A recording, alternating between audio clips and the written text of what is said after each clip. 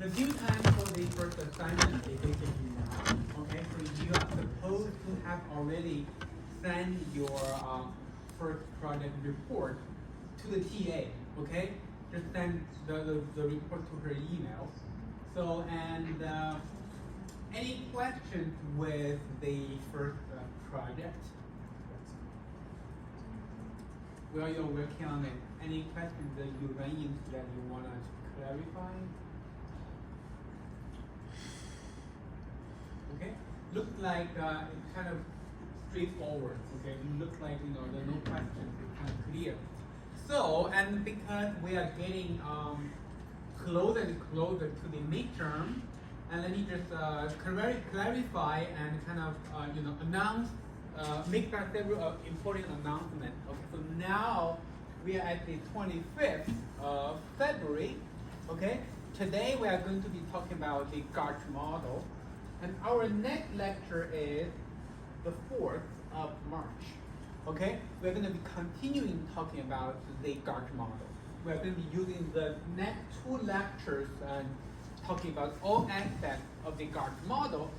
And in particular, we will send you guys a practice midterm exam in the middle of this week. So now it's Tuesday. I will send that out to you guys tomorrow, okay, on Wednesday, because now you have your first assignment, you have your first project report turned in, so you have some time to look at the questions on the practice midterm, and then in the second half of next week's lecture, so basically March the 4th, okay, so we will go over the questions on the practice midterm, okay, we will go over the questions on that, and then 10th of March.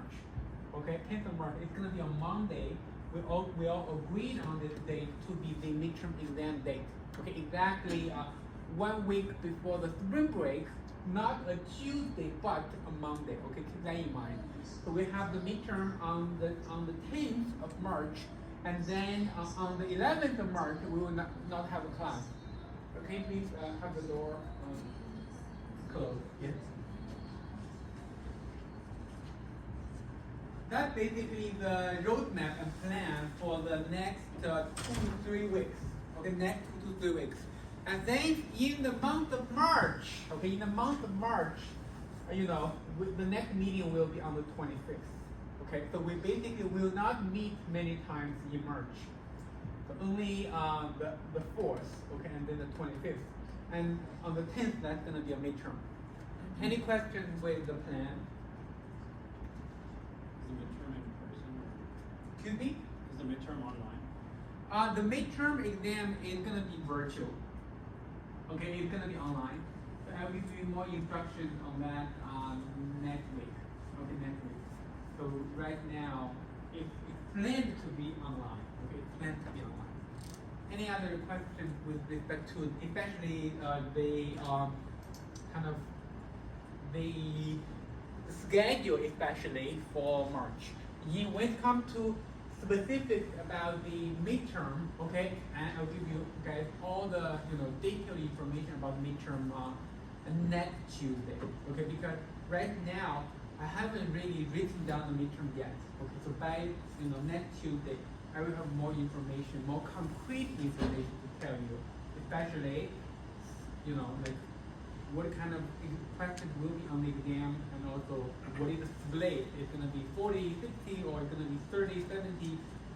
Right now I don't have answers for that, but by next Tuesday I will have more concrete information on that. Okay. Any other questions before we move on? Okay, as usual, let's do a review of last week.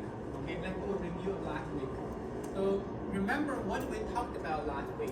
First of all, we talked about a concept called partial autocorrelation. Okay, partial autocorrelation. So the PACF, okay, the P here is partial. It's very similar to autocorrelation. Okay, basically for every partial autocorrelation, you always have a lag associated with it. For example, partial autocorrelation at lag 2 is going to be equal to the correlation between RT and RT minus 2 conditional on anything in between the two observations along the timeline. That's basically RT minus 1. Okay? And I think, I use the timeline to give you guys that kind of, to introduce to you guys what is PACF. So basically, if you think about this is the timeline, okay, this is RT minus 2, and this is RT minus 1, and this is RT. Okay, so the autocorrelation at lag 2 is about the correlation between T minus 2 and T. Okay, it's about the total correlation between the two observations. But the correlation may arise for two reasons or two sources. So one source is basically if the model tells you that, like, okay, for example, RT is equal to phi 1 RT minus 1 plus epsilon T.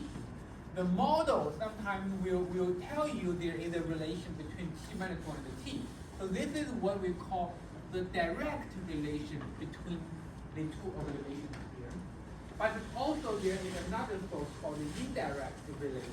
Okay, because if RT can be written down, in the form of RT minus 1 in this way, then you can also write down RT minus 1 equals phi 1 RT minus 2 plus epsilon T minus 1.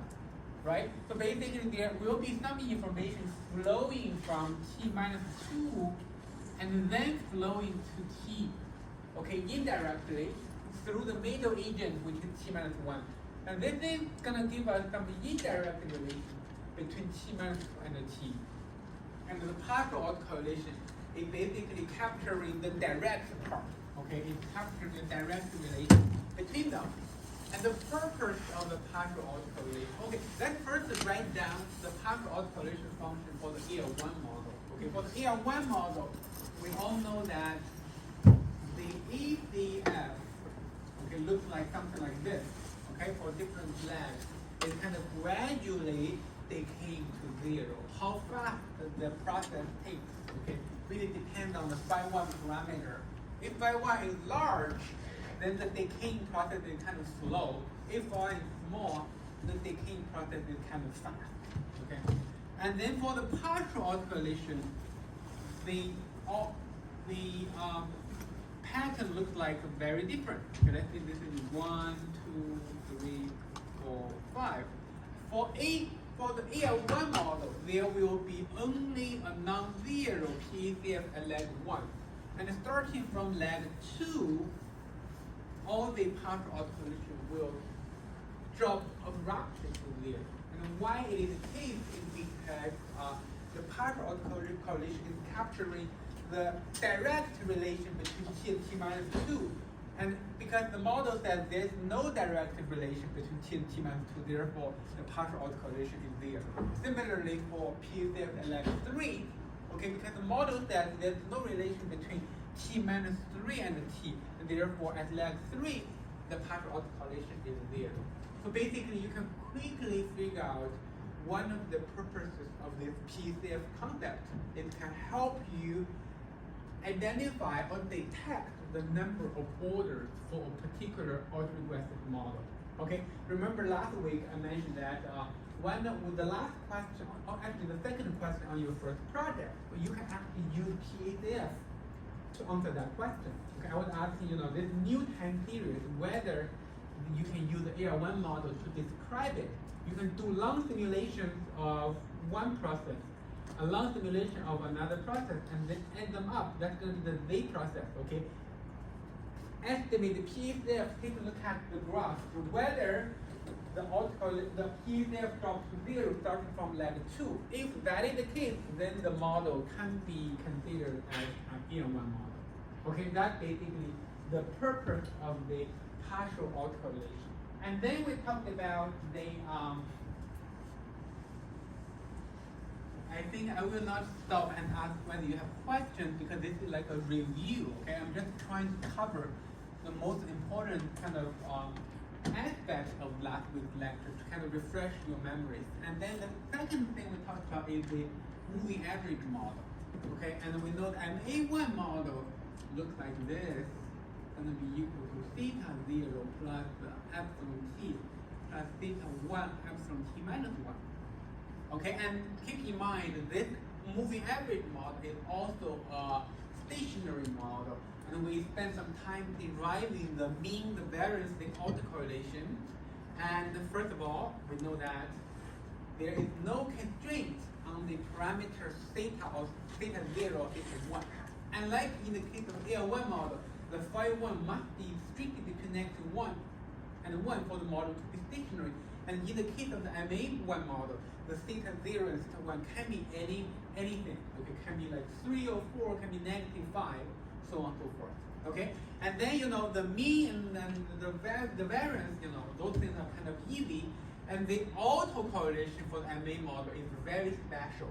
Okay, so basically, if you make a plot of the autocorrelation of the MA model, you will realize 1, 2, 3, 4, 5. Okay, for the MA model, the autocorrelation at leg 1 is going to be non-zero. Okay, we derived that, and it's going to drop immediately, abruptly to 0, starting from leg 2. Very similar to the PACS plot for the autoregressive model. Therefore, the purpose of the autocorrelation in the case of the MA model is also similar. You can just, by looking at the autocorrelation plot, you can have a sense, or you can identify the number of orders for this particular MA model. Okay, and one particular example of a financial time series that is an MA time series is basically the beta spread. Okay, we don't have access to that data, but if you do have access to that data when you are working for some kind of hedge fund, because they typically have access to those kind of high frequency trading data, you can take a look at the autocorrelation function plot, and you can actually find out, whether the beta spread is the MA1 model, MA2 model, or MA3 model. Okay, so this is the MA model.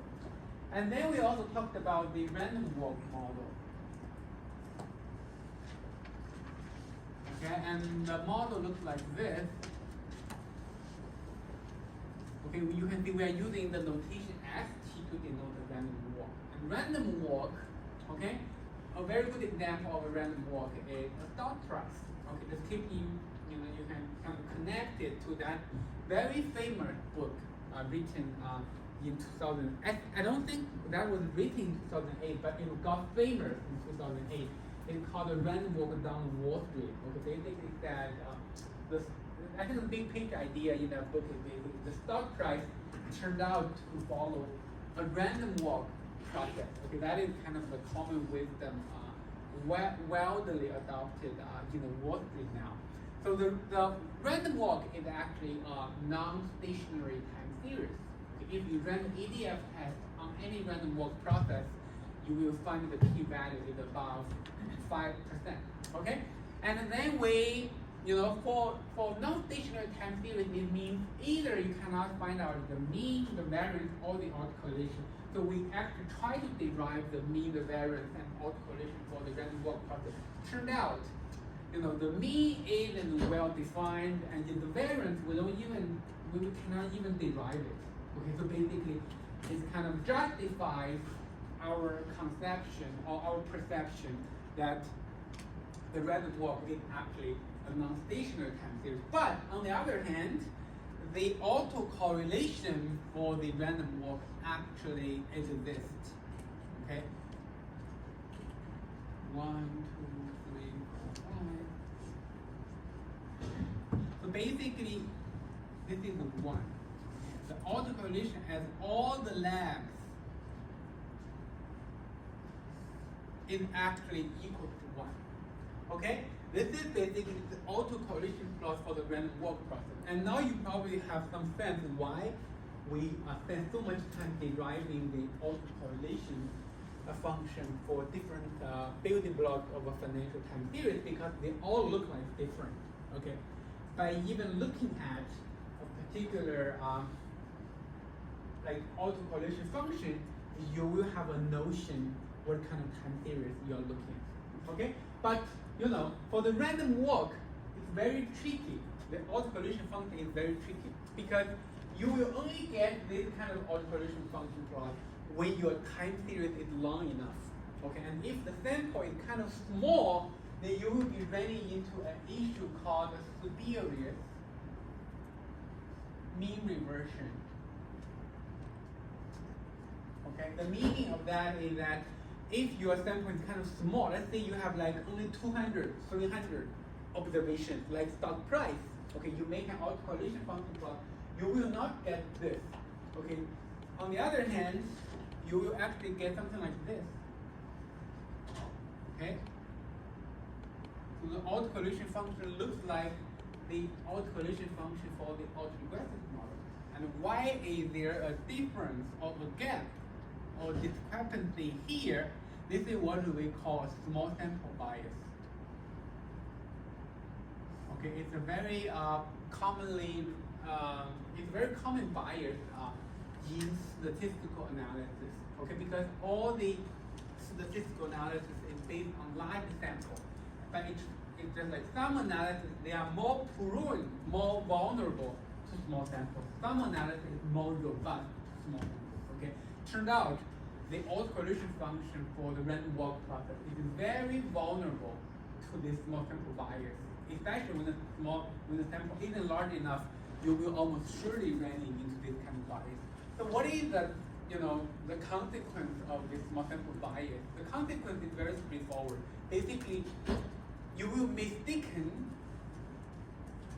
a random walk process as an autoregressive process. Okay, and we single this out to give a name to it, like severe mean reversion, because this is a mistake.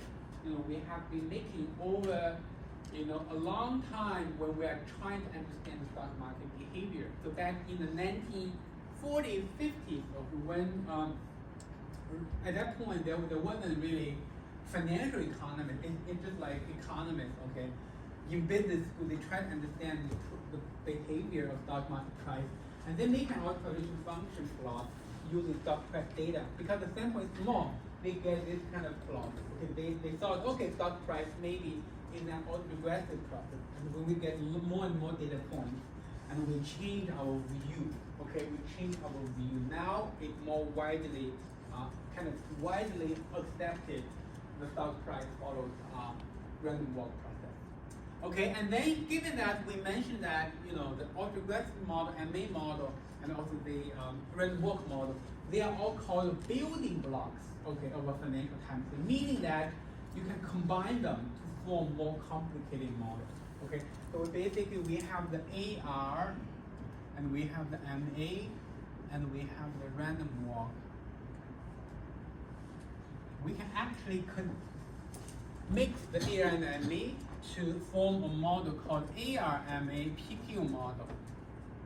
Okay, P is the order for the AR part, Q is the order for the MA part. Okay, and then you can also, this because AR-MA is a mixture of two stationary models, so the AR-MA PQ is also stationary. Okay, and then you can also further mix the AR-MA PQ with random walk. That's going to give us a gigantic model called AR-MA P1Q. Okay, the P again is the AR order, Q is the MA order, and the middle number 1 here is the order for the random walk process. So basically now the looks like the random walk order is 1. But this number can be 0 or 1 or 2 or 3. Okay, and if this number is 0, meaning the random walk component is actually not in the model, meaning this model is effectively an AR-MA PQ model. Okay, or in other words, only when the middle number here is non-zero, then the random walk component is in this time series, and then that's gonna make the whole AR-MA P1Q or P2Q model non-stationary. Okay, so basically in the process of when we are learning the models, we pay attention to stationarity. Okay, if at any point of time, if the random walk component is built into a certain time series, that's gonna make the whole time series non-stationary. Okay, and I remember I also asked you guys the question of the AR-MA PQ model.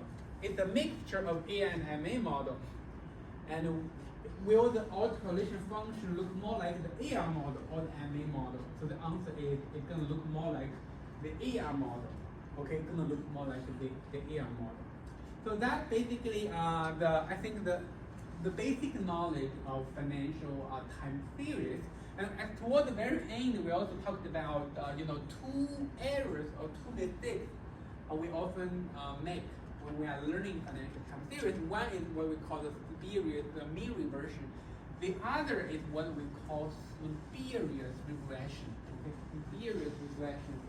And every year I will have to explain this multiple times because it's kind of like a reasoning, kind of like a logic back and forth. Let me do it once again to make sure you guys can understand this. So what is spurious regression? It's basically in a multivariable context. Let's say you have a variable xt, you have a variable yt. Okay, the two examples of xt and yt I give you guys. One is let's say xt is the p ratio, yt is the volatility process.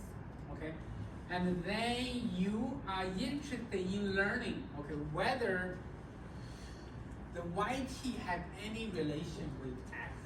So basically, you want to understand, okay, whether the volatility is associated with p ratio in any way, whether that is a positive relation or negative relation. You just wanted to learn about that relation. And the most natural thing you're going to do is run regression.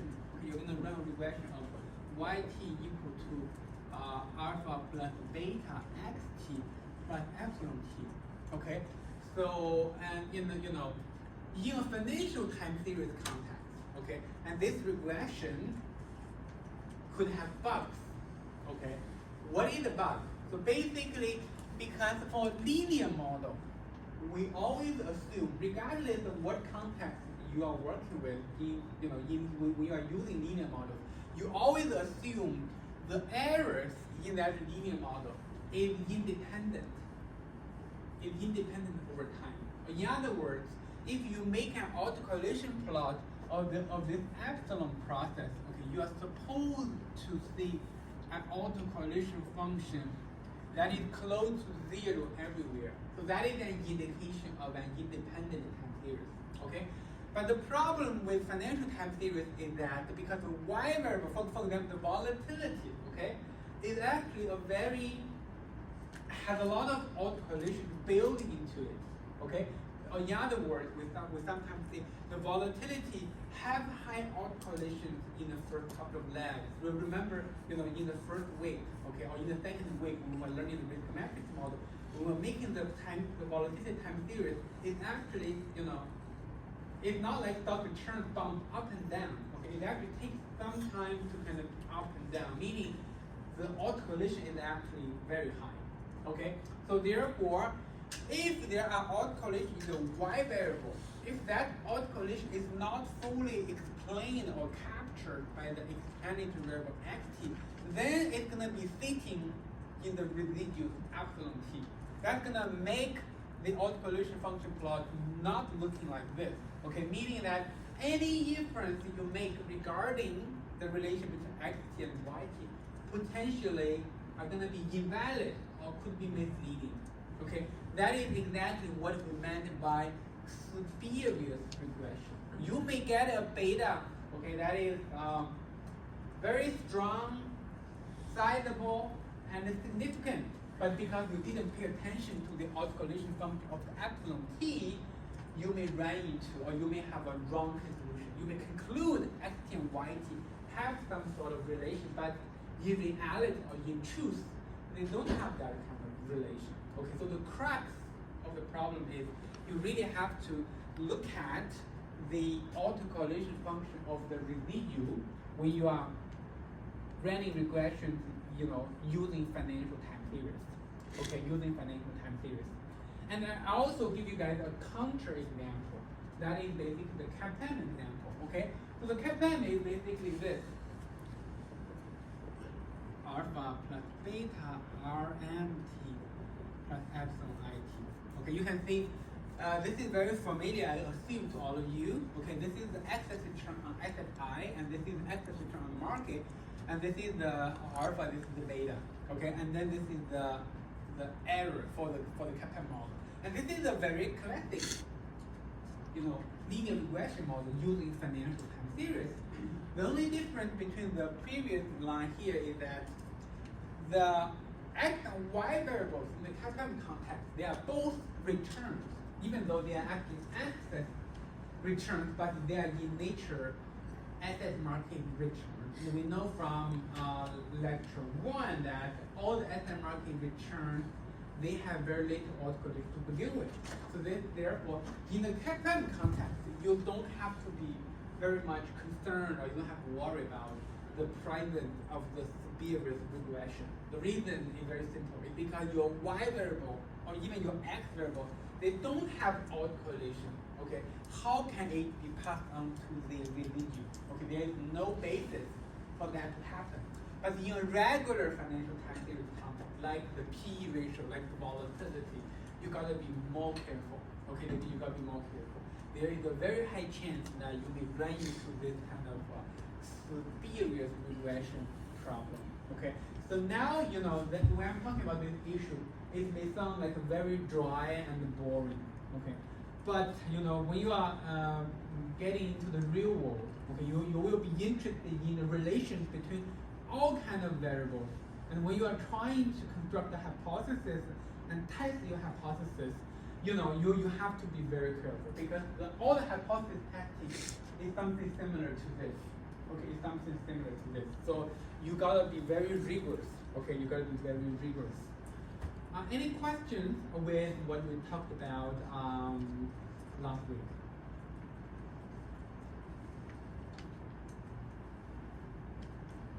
Okay.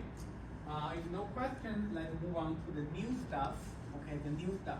So basically today our topic is very clear, okay? And our objective is very well defined. So we are basically trying to learn models for forecasting variance, okay? Forecasting variance. Or in other words, we're going to be learning some models for volatility because variance is simply a square of the volatility.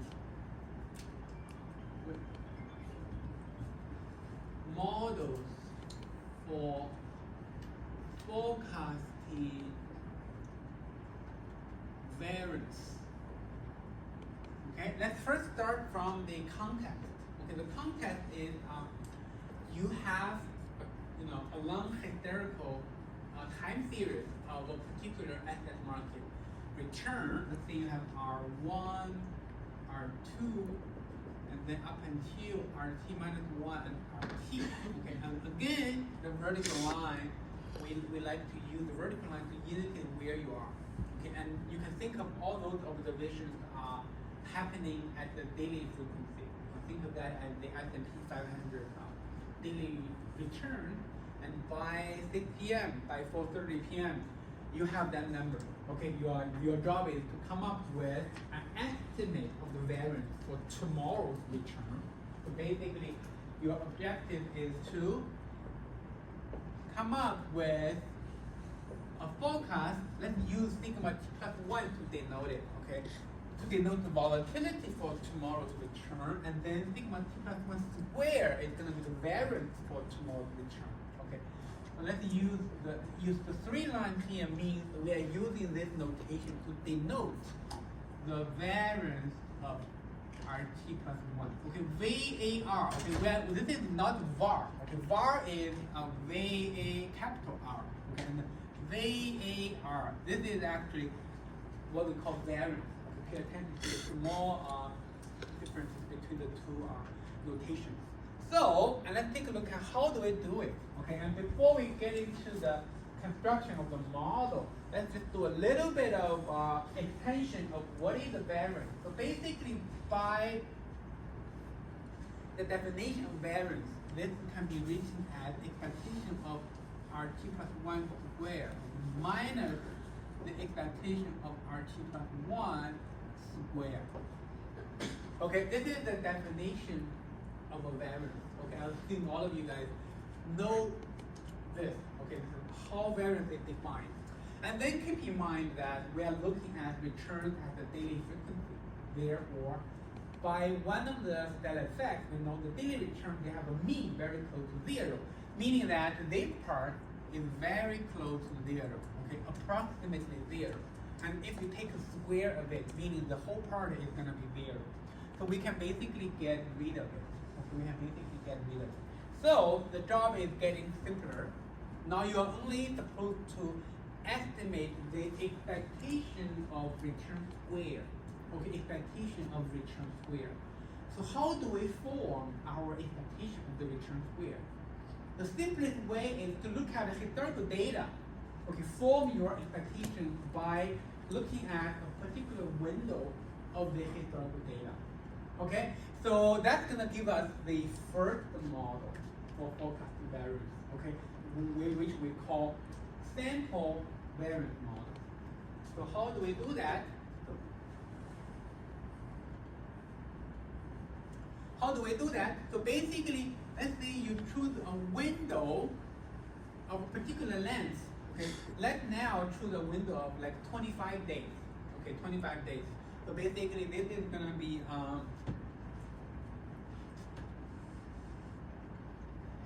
RT minus 24, RT minus 23, and until RT. Okay, so this window have a total of 25 observations. 25 observations in terms of trading is basically how long? 5 weeks. Okay, typically 5 weeks. And then because we are trying to form our expectation of return square, you can just take the return square from this historical window. What is the expectation? The expectation is simply the average of the return square in your window. Okay, let's not written this as 24. Let's just use like m denoted. Let's use this is t minus m. This is t minus m plus 1. Okay, and then we take the return square within this window. Then you get rt minus m square. Okay, and then you have this is rt square. And the first variance model is what we call the sample variance model. Okay. In this very simple sample variance model, we write sigma t plus 1 square as rt square plus rt minus 1 square plus rt minus m square. Okay, and then you take the average of those return square, you get 1 over m, because you have a total of actually this should be t minus m plus 1, and this should be let me see.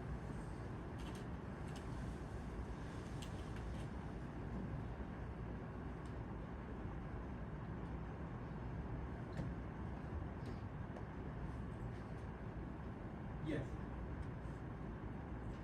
This should be rt minus m plus 2. Okay, this should be rt minus m plus 2. Okay, so the bottom line is the window length we are looking at in this small historical window has a total length of m days. Okay, m days.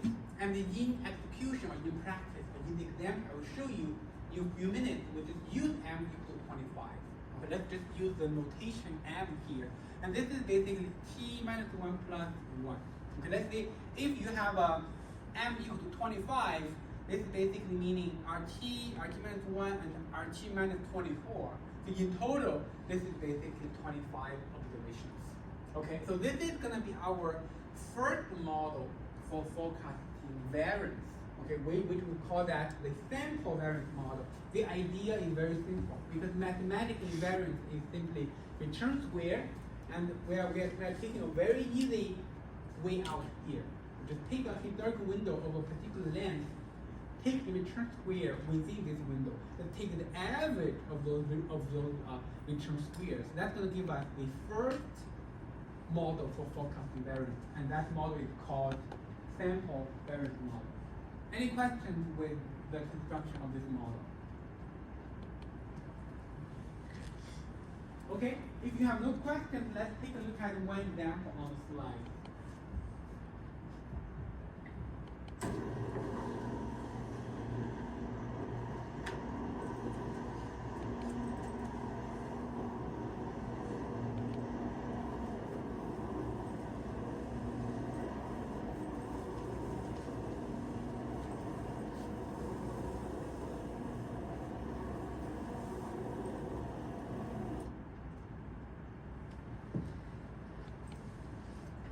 slides is posted in the lecture 5 folder.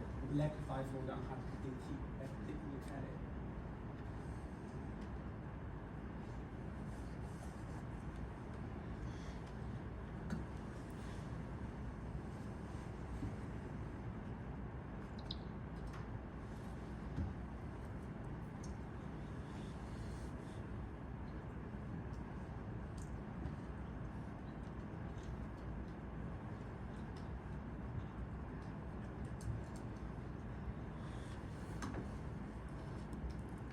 Okay. It's not open. Let's move on real quick.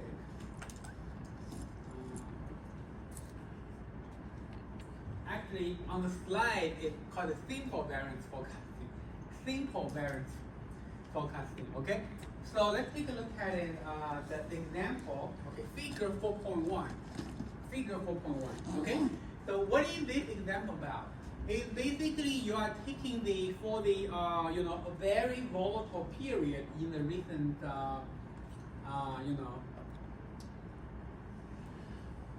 20 years, in the recent 20 years, and then we look at the data basically from January 2008 to the December of 2009, and we know that the blue bars here, those are the daily returns. You just take the return square. Obviously, you are taking the return square, then all the blue lines should be positive. Okay, should be positive. And from this graph, you don't know which day return are positive, which day return negative. Because once you take the square, every observation, the return square will always be positive. Okay, the only very noticeable thing you do observe is that the return square observation, they are getting bumped up, okay, in the fall of 2008. That's a very volatile period and very stressful period in the market. Okay, when Lehman Brothers went into bankruptcy, it caused a lot of panic, and then the Fed has to step in and purchase assets. And then what is the red line? The red line is basically the weighted, basically what we constructed by looking at moving average of this simple variance model. Let me rename it to the simple variance model, not simple. Okay, and then you can see that the red line is very smooth version. Let's say for the past 25 days, you just take the average. Okay, take the average, and then you can see the red line started to move up, all because you do have a few high flyers, like large observations here, okay, and then you can see the red line is going up, and then a lot of high observations here, which is gonna make this red line further elevated, and then gradually it's gonna go back to normal. Okay, the market kind of calmed down roughly in March of 2009, and then you can see the red line, take the weighted average, the red line basically kind of calmed it down a lot.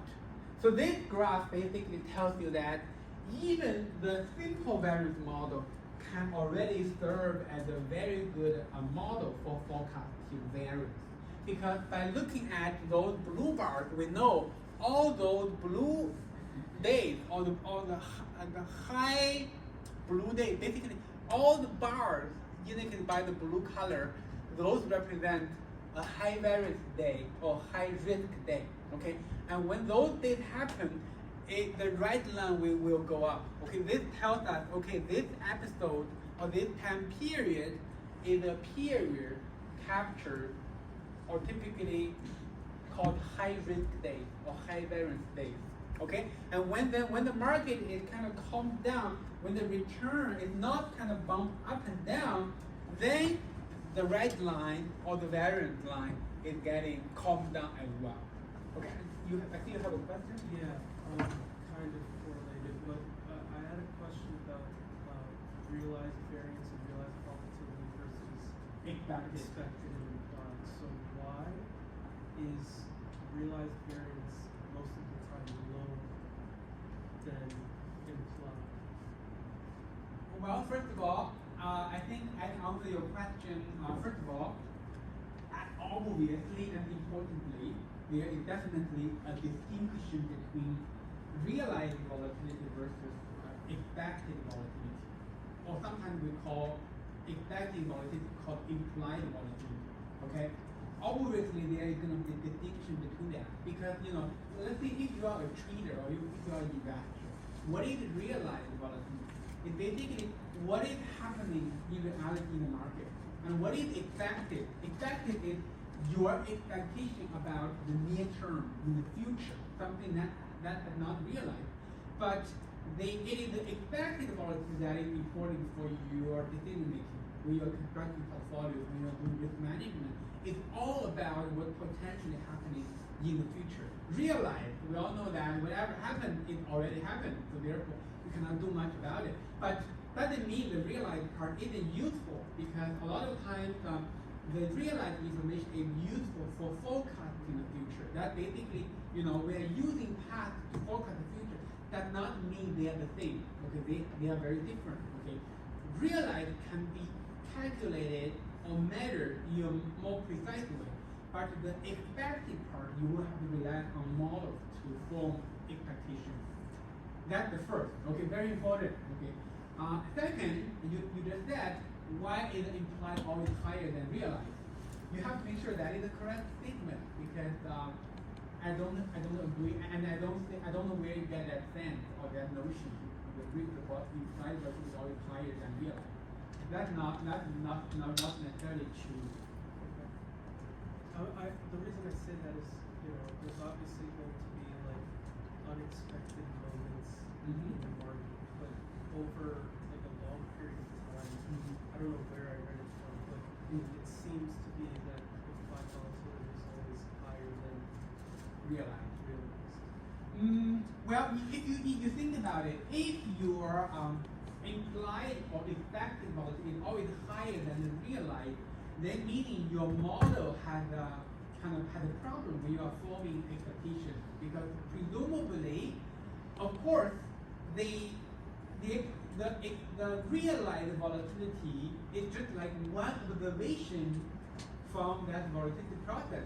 Therefore, on a day-to-day basis, realized could be different from expected.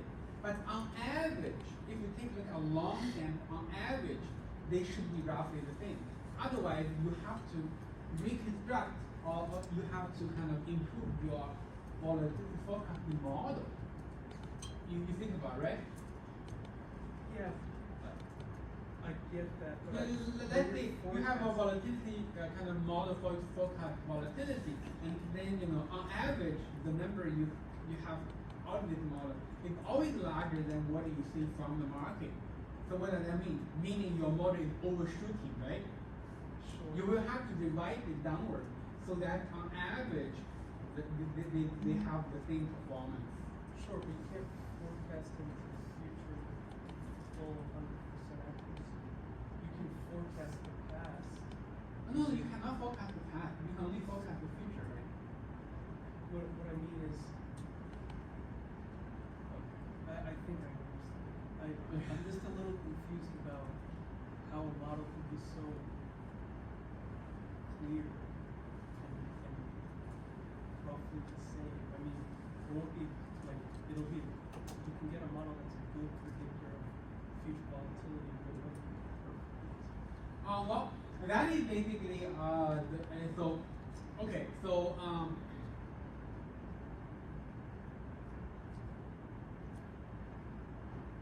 should I put it?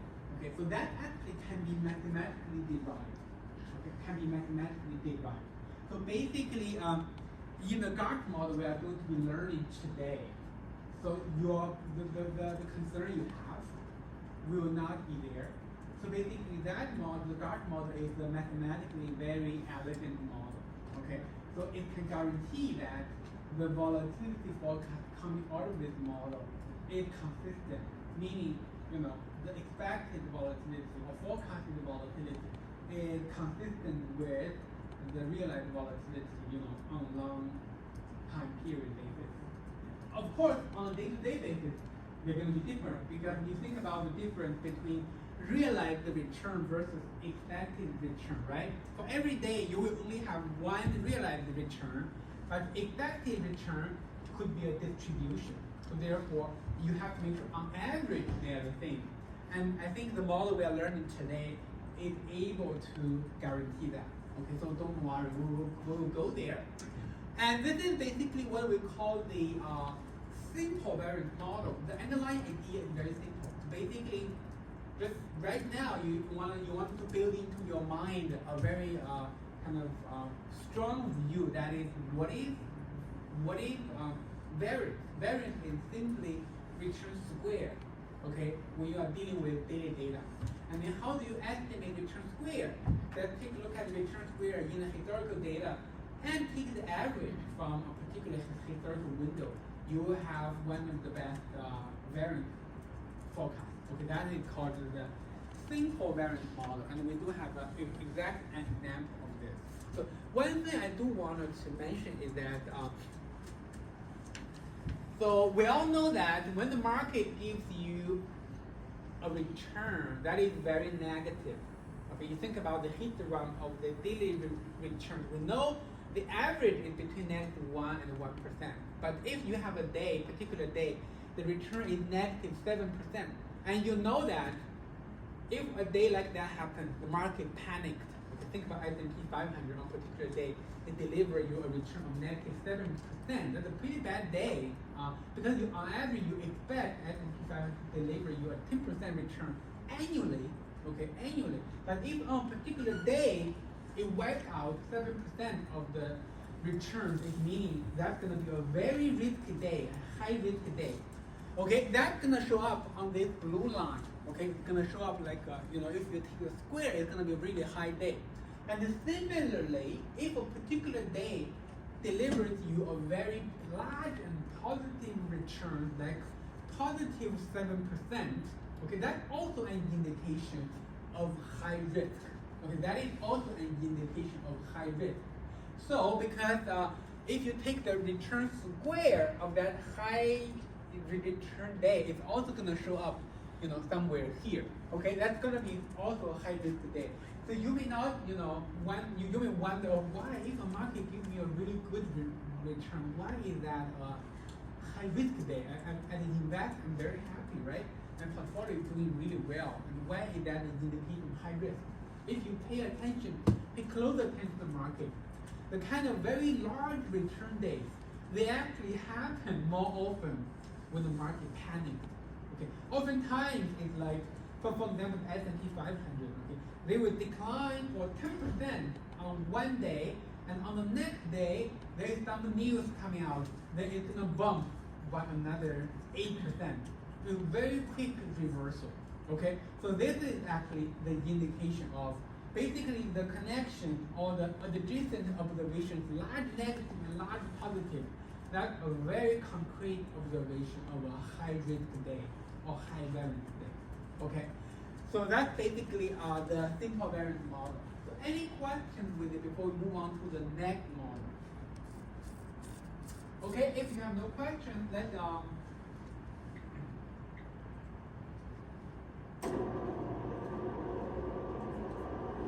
improve on this model. Obviously, this model is good, but it's not perfect. It does have some kind of problem or non-ideal part of this model. What is non-ideal? What is not ideal about this simple variance model? Okay, keep in mind what we are doing here is forecasting. Okay, it's forecasting. So for any forecasting exercise or forecasting work, you always wanted to use the more recent information more, or you wanted to give the more recent information a larger weight, okay, when you are forming your forecast. Obviously that makes sense, right? You would think whatever happened today is more informative about what's gonna happen tomorrow, okay? Like things happening like 10 days ago is not as informative about forecasting the variance tomorrow. Okay, so, but in this simple variance model, we are not treating like time t and the time t minus 10 differently. We are giving them the equal weight. Okay, the weight when it comes to the return square is the same within this window. They are all 1 over m. Okay, the weight is all 1 over m. So if we wanted to kind of have more information, basically when we are forming our forecast, we wanted to use the more recent information in a, if we want to allocate a larger weight to the more recent information and we wanted to downweight, the distant observation, we're going to overweight the more recent observations. So how do we do that? We will have to come up with an alternative weighting scheme. So for the simple variance model, the weighting scheme is basically the simplest. It's basically every day has the same weight. So if you have like n observations from the window, every day basically 1 over m. The weight is basically 1 over m. So how do we come up with this alternative weighting scheme? So let me show you a particular weighting scheme that has been proposed in the textbook. Okay, let's write down the dates. So let's see, this is RT, okay, and this is RT minus 1. Okay, this is RT minus 2. And then you have the historical, okay, this is where you are. Okay? So let's say there is a parameter called lambda. Okay, this lambda is strictly between 0 and 1. Okay, this lambda is strictly between 0 and 1. Then I will show you a particular weighting scheme. Okay, and then I will show you that okay, this weighting scheme is actually perfect in the sense that it can help us overweight the more distant observations and underweight the more distant observations. So this weighting scheme looks like this. So basically, the weight you assign to RT square will be 1 minus lambda. Okay, and then the weight you assign to RT minus 1 is going to be lambda 1 minus lambda. Okay, the weight you assign to RT minus 2 is going to be lambda square 1 minus lambda. Okay, you can basically further extend the weight. And this is the weight here is what we call an exponential weighting scheme.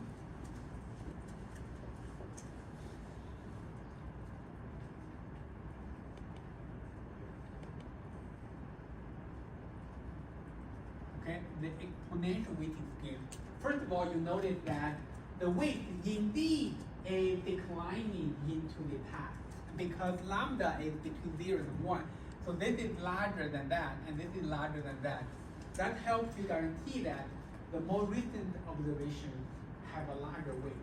Okay, that's very useful for forecasting because you ideally want that to happen because you trust the more recent information more when you are forming your forecast. Okay, and the second thing we would like to have regarding this exponential weighting scheme is that we do not want to lose any information.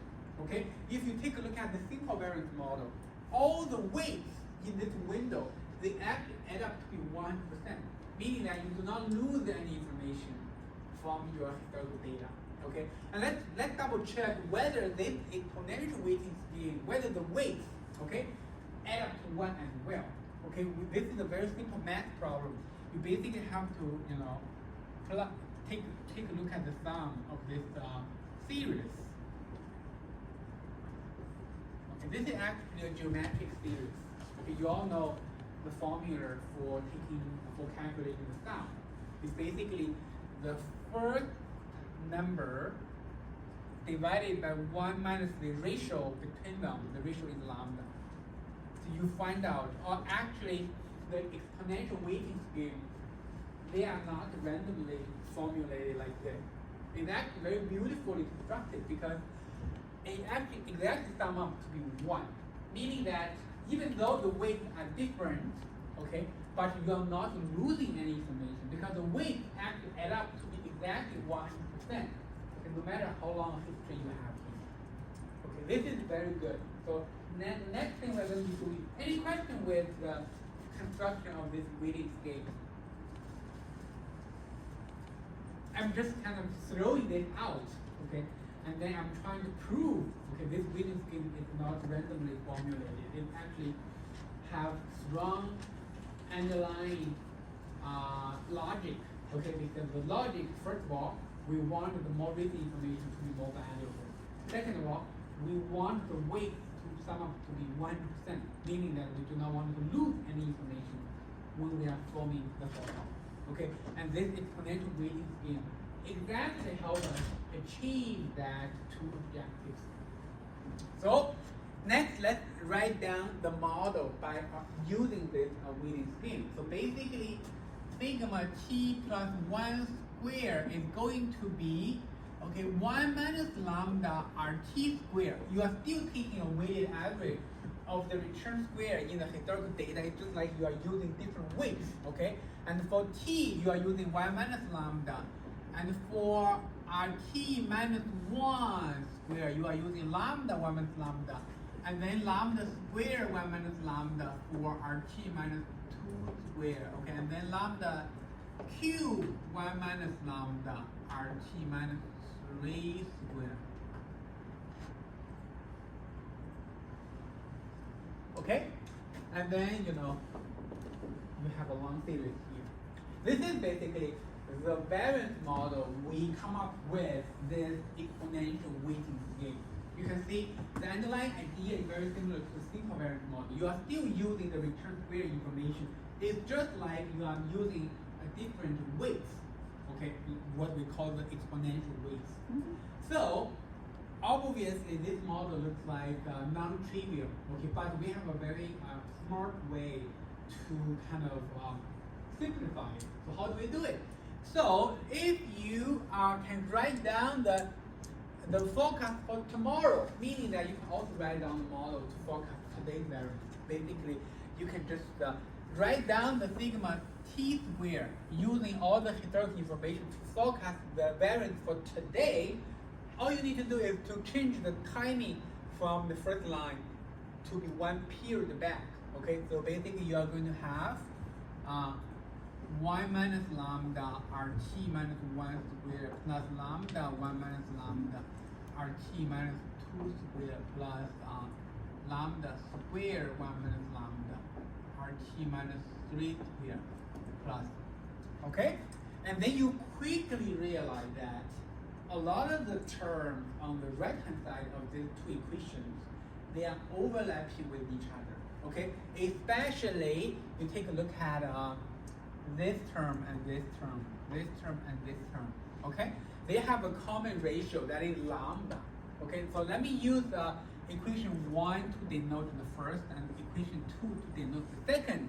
So if we multiply lambda on both sides of equation 2, we will get something like lambda sigma t square equal to lambda 1 minus lambda RT minus 1 square plus lambda square 1 minus lambda RT minus 3 RT minus 2 square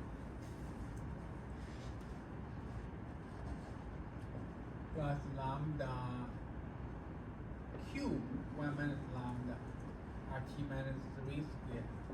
Okay, you can see the equation 3 here is derived from equation 2 by multiplying lambda on both sides. Okay, by multiplying lambda on both sides. And then now if you compare equation 1 and equation 3, you quickly realize, okay, now the left-hand side, the right-hand side of the terms, they are identical. They're identical. You can see this one, this one, this one, this one. They're exactly identical.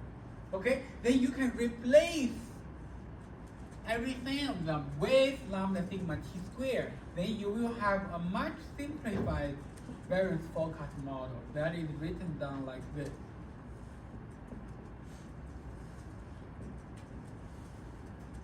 Okay? You can see you are using this to replace everything on the right hand side. Then all of a sudden everything is simplified. So with exponential weights, you do not have to have an infinite number of terms on the right hand side. Actually, you only have 2 terms. Okay? Sigma t plus 1 square equals 1 minus lambda return square plus lambda sigma t square. Okay? How do you feel like about this new variance forecasting model? Look familiar to all of you? Swiss metrics. What? Swiss metrics. Exactly. Exactly. Okay? This is simply the risk matrix model. Remember, in the second lecture, when we were talking about risk matrix model, we said this is sigma t plus 1 square is equal to 6% of r t squared plus 94% of sigma t squared. That's exactly this model. So basically, when the JP Morgan, when the research team at JP Morgan Chase, when they are developing the model, okay, so actually they do have those exponential weighting scheme at the back of mind. Actually, their main contribution to the arithmetic model is not coming up with the model. It's actually they devoted a lot of efforts to estimate the lambda parameter over a wide range of assets. Okay, and they find out the lambda actually turned out to be very robust, even across all asset classes. They have for the daily data, lambda all come to around 94. Okay, and then later when we are using the risk, when we are using this model, we just call them the risk matrix model, and we simply just use lambda equal to 94%. Okay, so then you can quickly realize that we spend a lot of time in designing this potential weighting scheme, and after a long process of derivation and simplification, we get actually a model we are already very familiar with. Okay, so this is basically the risk matrix model, and in the future we are simply going to call this the risk matrix model. And you guys just have to realize or keep in mind that the lambda parameter, okay, they are not 94% to begin with. They are estimated. The model originally looked like this, okay, and then you devoted a lot of time and effort to download data and do estimation. You find out lambda equals 94%, and then in the future, just for simplicity, we're just using lambda to be around 94%. Okay, the very nice thing about the risk matrix model is that it's super simple. It's super simple, and exactly because the lambda parameter is very robust, you don't have to estimate the model every time when you use it. Okay, because the lambda parameter, even when you estimate it, it always come up to around 94, between like 935 and 945. Okay, when you are using 94, it's already very close to the estimated value. So we basically just use lambda equal to 94%. We are just simply calling this the risk matrix model. Okay, any questions with the derivation of the particular variance forecasting model we are already familiar with? How it's equals to 1. How is it sum up to be 1? Yeah. Okay, so do you know so we have this kind of time series. Okay, let's say the geometric series. Let's say you have this. The first element is A1. The second element is A1Q. Third element is A1Q squared.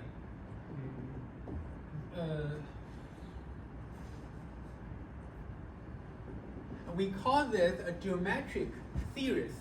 Okay, and what is the sum? If you want to take the sum of everything together, what is the sum? It's A1 minus Q.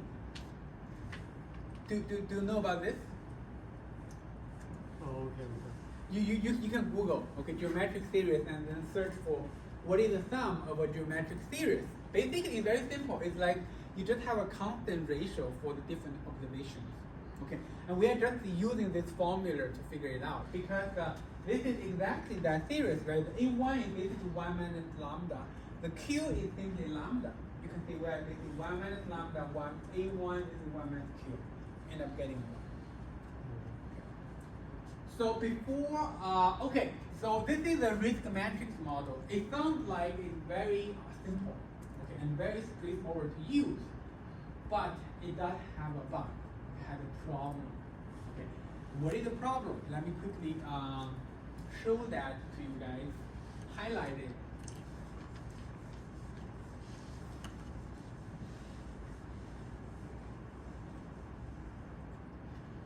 The problem, let's write down the risk matrix model. Okay, the sigma t plus 1 squared equal to 1 minus lambda t squared plus lambda sigma t squared. Okay? So let's see, you use this risk matrix model to forecast variance, okay, what will you get?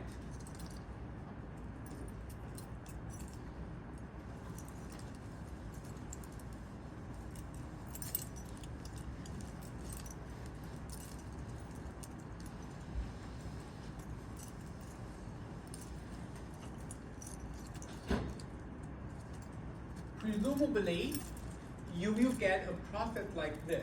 Okay, it's gonna be okay. Like sometimes it's gonna during the calm times, the volatility is gonna be kind of small. Okay, and then once in a while there's gonna be a spike, indicate the high risk episode. Okay, and then sometimes it's gonna be calm, and then sometimes it's gonna be like this. So basically, this is gonna be the outcome of the volatility or the variance process if you are using the risk matrix model to forecast variance.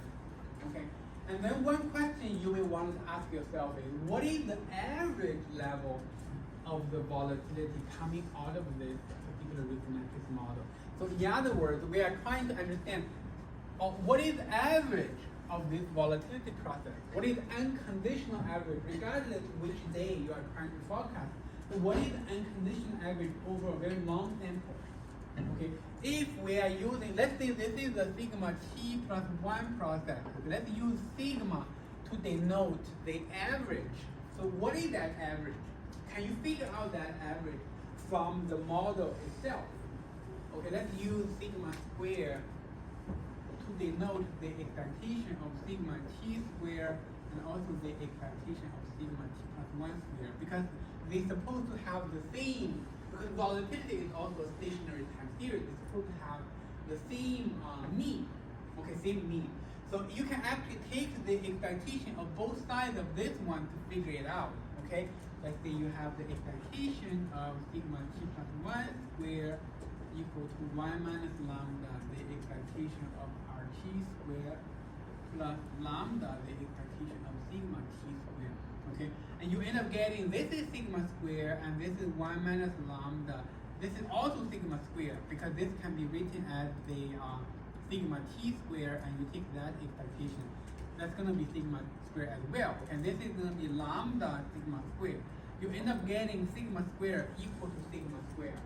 In other words, the risk matrix model itself, you cannot derive the unconditional level of the volatility coming out of this risk matrix model. Okay, so the implication of this property is that the unconditional volatility is not well defined in the context of the risk matrix model. In other words, when you are using the risk matrix model, the long run unconditional mean of the volatility is not well defined. So what is the implication of that? The implication is when you are trying to forecast volatility using this model, and if the market gives you some kind of extreme turbulence or very large observation, there is some chance that this time series could go up and up and up, and then because of a couple of consecutive observations, it's going to drive the volatility up and not going back. Why? Because this time series coming out of the risk matrix model, the mean is not well defined. Mean is not well defined, meaning that there could be some trend going on in your forecast. Okay? Although this kind of phenomena do not happen often, but that is the instability associated with the risk matrix model. Okay? In small samples, let's say you are using the risk matrix model to study S&P 500 or forecast risk for S&P 500 or for all the stocks in S&P 500, the issue potentially will not come up. Okay, but if you are kind of using the particular risk matrix model to forecast some other asset, for example, Bitcoin, okay, let's say, on one day it can decline by 20% or even 30%. Okay, those extreme kind of events could drive the risk matrix model crazy. Okay, this kind of pattern could potentially showing up. Okay, so therefore, as practitioners, basically practitioners and researchers and economists, they are not happy with this aspect of the risk matrix model. Even though the model is super simple, it's very easy to use, to apply. You don't have to estimate the parameters. You can simply use it. But the simplicity does come with some cost. The cost is that the model's underlying mathematical foundation is not as robust, okay? And therefore, it actually motivated economists to develop an alternative variant for current model. That model is basically the Gartner model. Okay, that model is basically the Gartner model. So let's take a break of 15 minutes, and then I will be talking about the Gartner model, its content, elements, and formulations, and then we're going to be talking about the differences between the risk matrix model and also the Gartner model. Okay?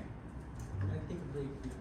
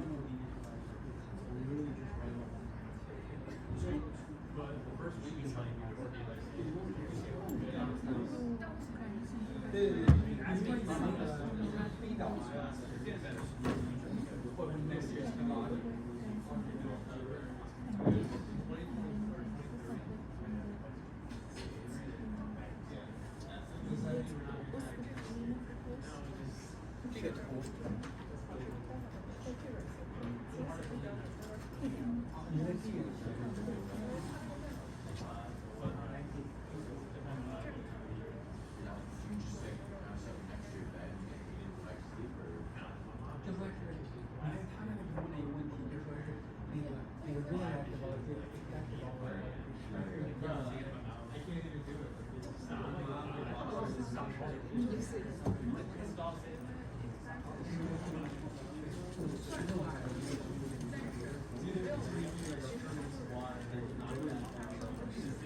但是那个方案每一天肯定是不一样的。但如果你看那个基本上他们其实应该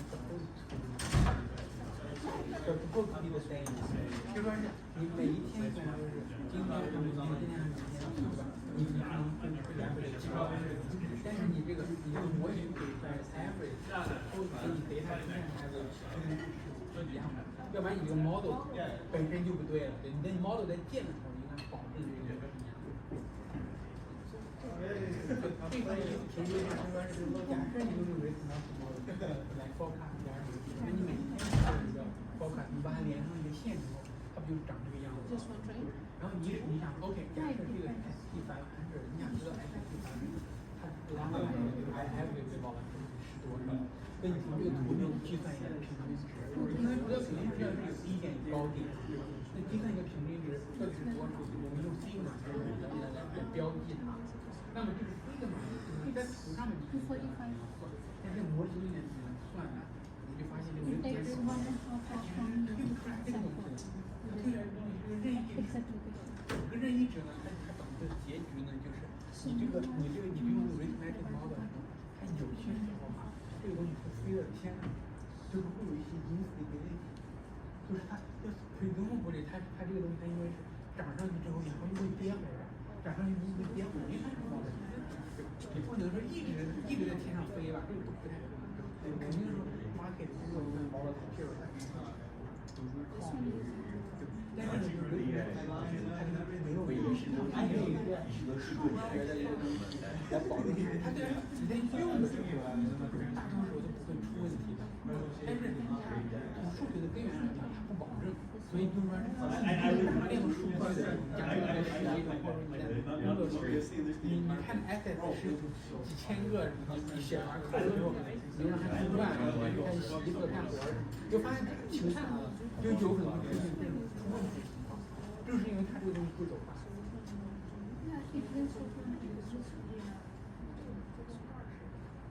不一样，那个20就是它怎么解决这个问题。对，就这个 mean， 这个 variance， 这个 variance 的 mean 或者 average 的 variance， 它其实从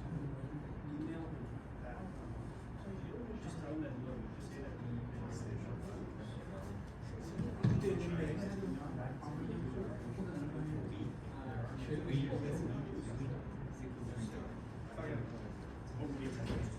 Make it as if you're trying to marry something. It's not like it's not possible. Like because that's the thing. One of those messages. I'm gonna get torn to shreds from this email. You're not going to. I'm saying make it somebody needs to know. So say that again.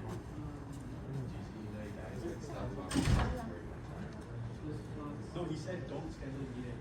And that's where they'll be. He's like, I want to see results. He sent the email in blue, like to emphasize like how I need to see results. how much time we're trying to get this done as quickly as possible. So what do I say? These plots. Yeah, just say no. Don't say cost. Just say that we just did not use the original values. And you know what to say. Just try to be nice. Use the initial values. We just use the initial values. Chemical engineering, you can get process dynamics, trace paper, What? in chemical engineering, when you're doing stuff in the reactor, Something like that. Just say you like can get what we stuff think like we this, use they use that, has to be history. they just numerical Or they interpret things. You mean numerically? Yeah, just like the. Say that again. Simpsons rule, trapezoid rule. You'll have the initial values That's how they get from the paper. How would we kind of go about estimating it?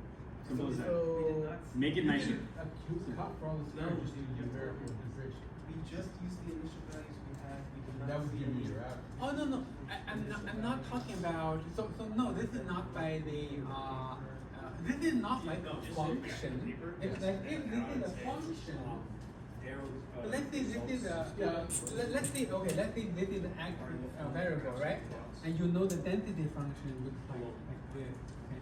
You want to figure out the meaning of this, right? You can take the integration, Yeah. right?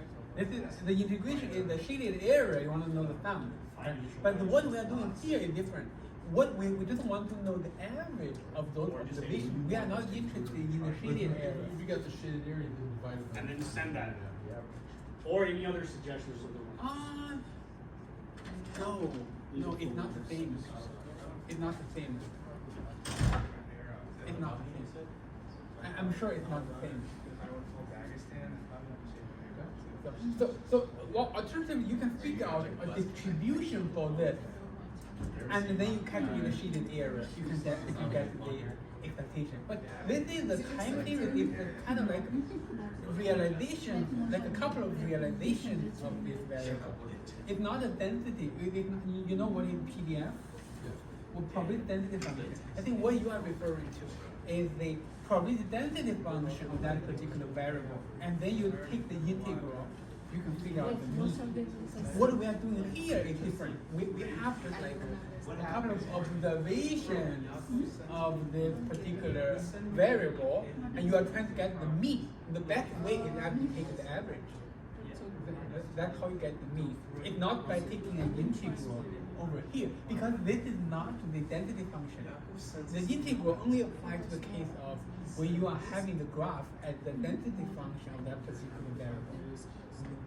Do you get my yeah. So you can definitely kind of compile all the time series, okay? Have a table, compile it, and then you can make a histogram of those observations, and that's going to give you a density function, right? Then you take the integral, so on and so forth. That's going to help estimate that. But what we are doing here is this is not a histogram, and this is not a density function. So therefore, you cannot use the same way to estimate the mean. Does that make sense? Yeah, I get it. Yeah. So I think to put it very simply, they are different graphs. Okay. One is the time series of realization. The other is the probability density function. And for the latter one, for this one, you can simply take the integral of the shaded area to get the mean. But for the time series, so let's say basically let's take a look at this. Let's say you have the returns on 5 days. 1, 2, 3, 4, 5. Okay, for this week, you have 5 observations of returns on item 500. So, and I'm asking you, what is the average, or what is the expectation for return during this period? You take the average. Or you divide by 5. That basically you take the average, right? So, but if you take a look at the graph, okay, the return graph is going to look like this. On day 1 is here, day 2 is here, day 3 is here, day 4 is here, day 5 is here. You connect the dots, it's like this. How can you take the integral in this context? This is the time series, right? The best way is to take the average, not the integral. This is similar. Okay, and you have the idea of the integral. I think it's just because the time series we are looking at here, they turn out to be always positive, and then you just think of this as the density. No, they are not the density. If you kind of think of an alternative situation in which the time series is returns, then there's no shaded area, because it can be positive, it can be negative. Where are the shaded areas? Right? I see. Yeah. Wait, did you? Really? I found my, I hit my head like this. I thought he was gonna go the same.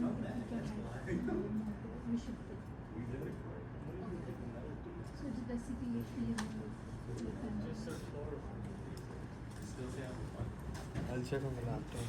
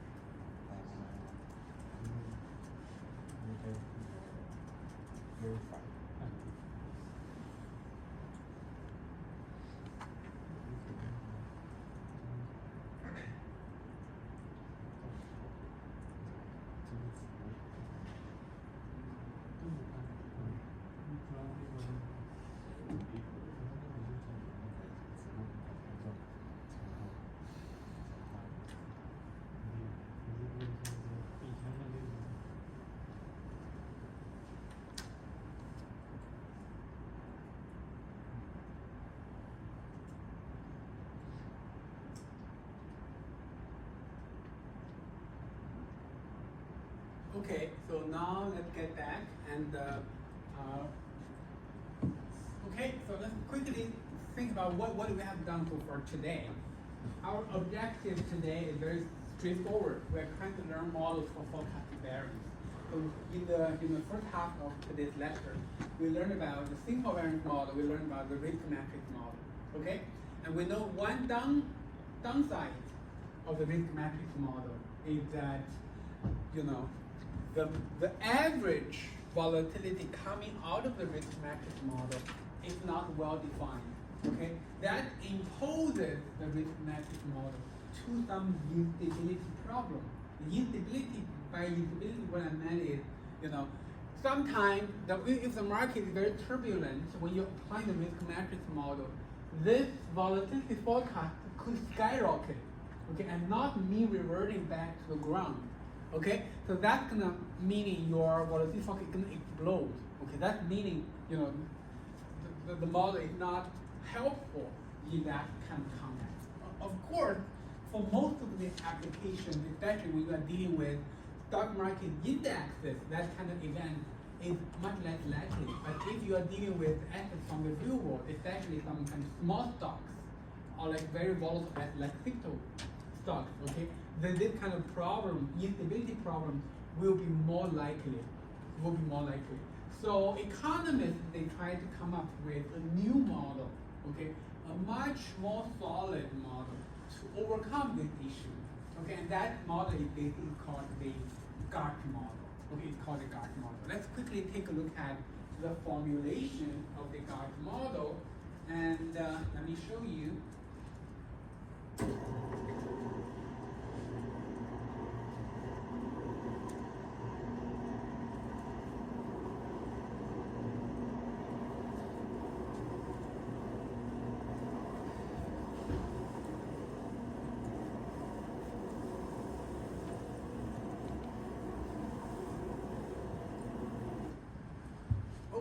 so you can see we are going through the slides of the basically the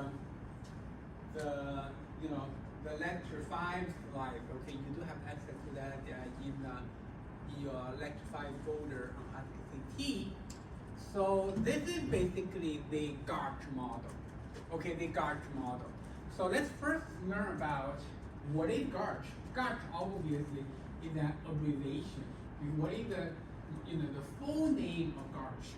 Okay, the full name of GARCH is generalized, okay, autoregressive, okay, conditional heteroscedasticity. Okay, you can see this is JARCH. Okay, I think you understand every term. Okay, like you understand what is generalized, you understand what is autoregressive, you understand what is conditional. So anyone knows about what this term means? Heteroscedasticity means. Anyone has a stat background? You may have heard about heteroscedasticity. Okay.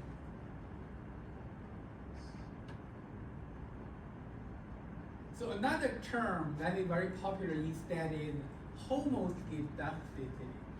Okay, so when you are developing models and you pay attention to whether the volatility of that model is constant or time varying. Okay, if it's time varying, we call that heteroscedasticity. Okay, if the volatility is constant, we call that homoscedasticity. Okay, but for now, I hope you guys all understand what GARCH refers to. Okay, it basically generalized autoregressive conditional heteroscedasticity model. Okay, so this is the simplest version of the GARCH model. The simplest version of the GARCH model. Obviously, we do have more complicated models. Okay, and before I delve into the details of the GARCH model, you may have one question for me, that is, okay, where does it come from? Okay, you seem to have been doing a lot of derivations when you are talking about the simple variance model. You also have derived the risk matrix model. Why don't you help us derive the risk matrix model? Okay, so the answer is that the model is actually not easy to derive, in a single lecture. So it was actually developed by economists in academic papers, okay, published in those top journals. Okay, that gives the model a much more solid mathematical background. Okay, actually, you guys may not realize. Okay, so there was actually a Nobel Prize awarded to economists to develop such a model. Okay, let me show you when that was awarded. We can show the background of this model.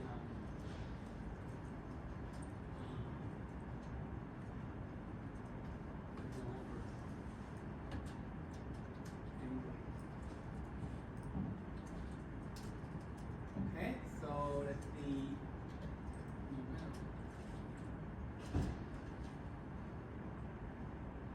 Okay, so basically, in 2003, this guy was awarded a Nobel Prize for, you can see what is the prize motivation for models of analyzing economic time series with time varying volatility.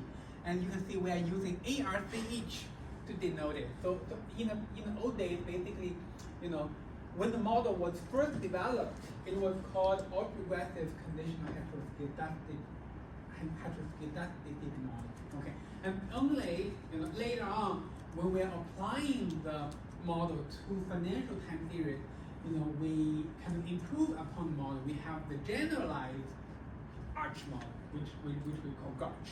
Okay, the reason I'm showing you guys this guy is actually at NYU. Okay, he's still working at NYU. So basically, he was awarded a Nobel Prize for developing such a model, and then you can understand that model is something that is not simple. Okay, for us to derive in this lecture, okay, obviously it's gonna be very complicated. So therefore, I will skip the derivations. Okay, if you guys are not interested in about the background, you can use Google. Okay, Robert Engel and the Nobel, and it will give you the scientific background. Okay, let's take a look at.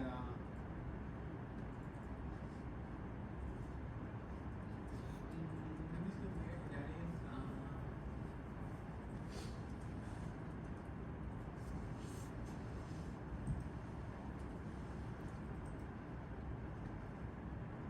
Okay, so basically you click here. On the web page, you click advanced information. Okay, advanced information.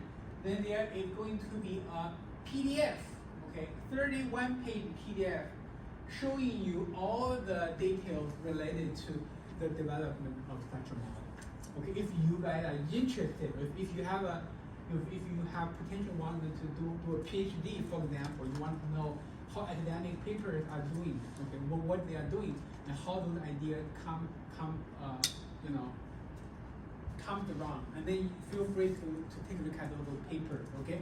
But remember, we are this kind of like a risk modeling class. We are focusing on the practical and applied aspects of such a model. So therefore, I'm going to show you guys the model itself, and we're going to compare the Gartner model with the risk matrix model and also the simple variance model. Then I'm going to be showing you guys how to estimate the model. Okay, that's basically what we're going to be doing next. Okay, let's go back and take a look at, okay, keep this in mind. I'm going to be writing this out on the whiteboard. Okay, remember, for the Gartner model, there are 3 unknown parameters, okay, from the equation here. You will have an omega, you will have alpha, you will have a beta, okay? And then alpha and beta, they are attached with the return square and the volatility square respectively. And most importantly, the alpha plus beta must be strictly smaller than 1. Okay, strictly smaller than 1.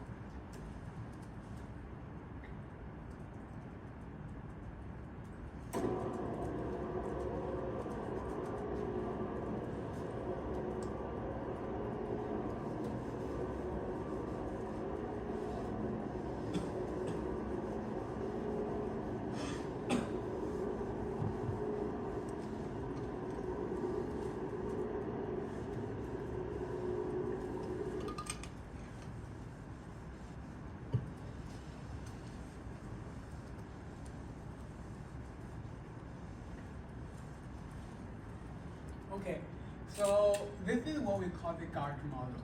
Sigma t plus 1 squared equal to omega plus alpha RT squared plus beta sigma t squared. Okay, and importantly, alpha plus beta is smaller than 1. Is smaller than 1. And okay, this is where we are going to be using the knowledge we just learned from the previous 2 lectures. So let's take a look at the Gartner model. Actually, on the right-hand side of this model, there is actually an AR component. There is an MA component. Can you guys tell me which is the AR component, which is the MA component? I think the AR part is very easy to figure out, right? The AR component is simply the lagged variable of the left-hand side. So obviously, this is the AR component, correct? Because on the left-hand side, you're looking at the volatility square, and then on the right-hand side, you have the time t volatility square. This is the lagged version of that. Therefore, this is the AR part, and this is gonna be obviously the MA part, okay? And as you can see that when we are writing out the Gartner model, we typically write the MA term first and the AR term second. And we can use the same way we figure out the order for the AR and MA model. We can figure out the AR order and MA order. Okay, this is t plus 1, this is t, this is t. Therefore, both the AR and MA order is 1. Therefore, this is actually what we call a Gauch 1-1 model. Okay, this is going to be a Gauch 1-1 model. And I think this part is easy to understand because the AR is simply the lagged version of the variable on the left-hand side. We understand that is AR. Then you may ask, oh, why is this MA? We understand from the previous week's lecture, MA is basically the shock process, right? Or the noise or the epsilon T process. Where is the epsilon? There's no epsilon here. You can think of the epsilon as the shock, okay? Is whatever shock is happening to the variable on the left-hand side. So actually every day the market will deliver you a return. That return will shock your view, will change your expectation about the volatility of tomorrow. Equivalently, the return square is basically the epsilon process, is the shock process. And that's basically why we call this the MA term, okay? And the order, the way to figure out the order is the same. Basically, this is the order, MA order, this is AR order. So pay attention to the notation here, okay? So when we are writing out the Gauch model, the first one here is actually the MA order. The second one here is the AR order. Okay, when we are writing out the AR-MA model, the AR order is the first, MA order is second. But when you are writing out the Gauch model, the order is reversed. Okay, you may wonder, you may ask me why they are trying to confuse us. Okay, so all I can tell you is that this is simply like a convention. Okay, it's like when people started writing out model like this, then they like to write it that way, and later on, you know, when the papers are kind of developed, the profession and the whole kind of people in academia, they just get used to this kind of notation. Okay, so therefore, you guys just to be more careful with the order in the Gauch model here. Just pay attention to. Okay, the Gauch model does have the AR and MA component. It's just like when we are talking about orders, it is reversed. Of course, when you are talking about Gauch 1-1, you cannot figure out which is AR, which is MA because they are both 1, right? But if I write down a different model, then you should be able to tell this is AR or MA. So for example, if I write down a model like this,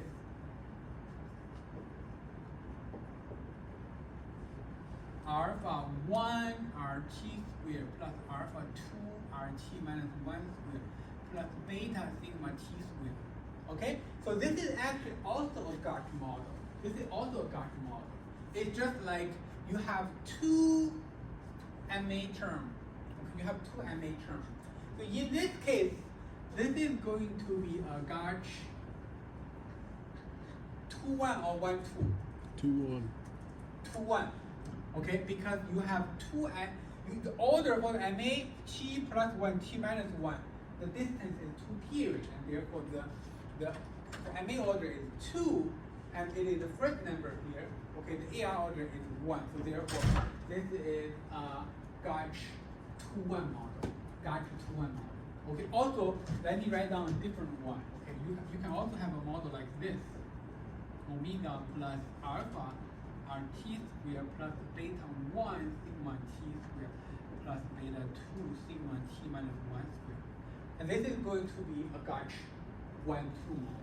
Gauch 1-2, because you have the AR order is 2, and therefore this is a Gauch 1-2 model. Gauch 1-2 model. Okay?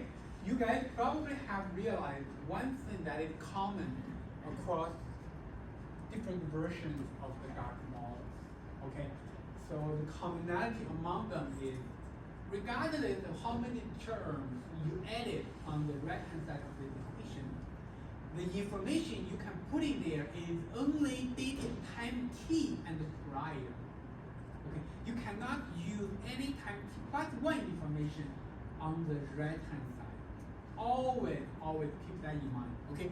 You can add RT, RT minus 1, RT minus 2, RT minus 3, RT minus 100 squared, but never ever put RT plus 1 on the right-hand side of the Gauch model. The reason is that this model is for forecasting variance. Okay, it's for forecasting variance. You are going to make a joke if you are putting information you don't know yet in your forecasting model. Let's say I'm asking you to forecast what happened tomorrow. You're just putting tomorrow's information in the model for forecasting. How can that model be useful, right? So always keep that in mind. In the GART model, in the risk matrix model, whatever model that is being used for forecasting, you can only use the information that you already know at that point. You cannot use information you don't know yet in your forecast, because that model is not going to be useful. You cannot use any information you don't know yet to forecast the information for the future. Okay? So, and then the next question you may ask me is, looks like the GART model is not unique at all. You can have a GART 1-1, 1-2, or 2-1. So, which one should we be using in practice? Okay, which one should we be using in practice? So the short answer is that oftentimes we prefer simpler model. Okay, if you take a quick look at the GART 1-1 model, GART 2-1, and GART 1-2, you do realize that when the order of the model increases, the number of parameters also increases. Okay, let's see, in the GART 1-1 model, this is the simplest version of the GART model.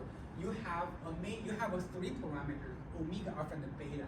Okay, you will have to estimate those parameters every time when you are using the GART model. Okay, it kind of introduces a lot of workload for you if you want to use the GART model compared with the risk matrix model. Because for the risk matrix model, you don't have to do any estimation because the lambda is already kind of estimated for you, is equal to 94%. But in the case of the risk GART model, omega, alpha, and beta will have to be estimated by you, okay, by anyone who is using the model. So why do you have to estimate it? Because the parameters, okay, they do vary across time periods. They also vary across assets. Let's say omega, alpha, and beta, they are going to be different if you are using a GART model to estimate volatility for the Apple stock or for Google stock. Okay, it's going to be different, omega, alpha, and beta. Even for the same stock in 2001 versus 2025, they are going to be different. So therefore, the common practice is, regardless of what asset you're working with or which time period you are looking at, when you are using the model, always estimate the parameters before you use the model to make the forecast. Okay? So then, if that is, what happened? Oh. Oh my God.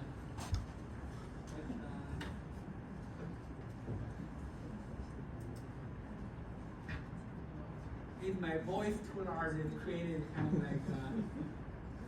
Voice attack. And let me just put it here.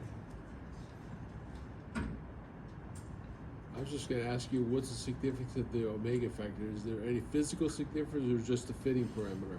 What? Is there any physical significance to omega, or is it just a fitting parameter when you do the regression? You mean omega there? Yeah. You mean why we are using omega?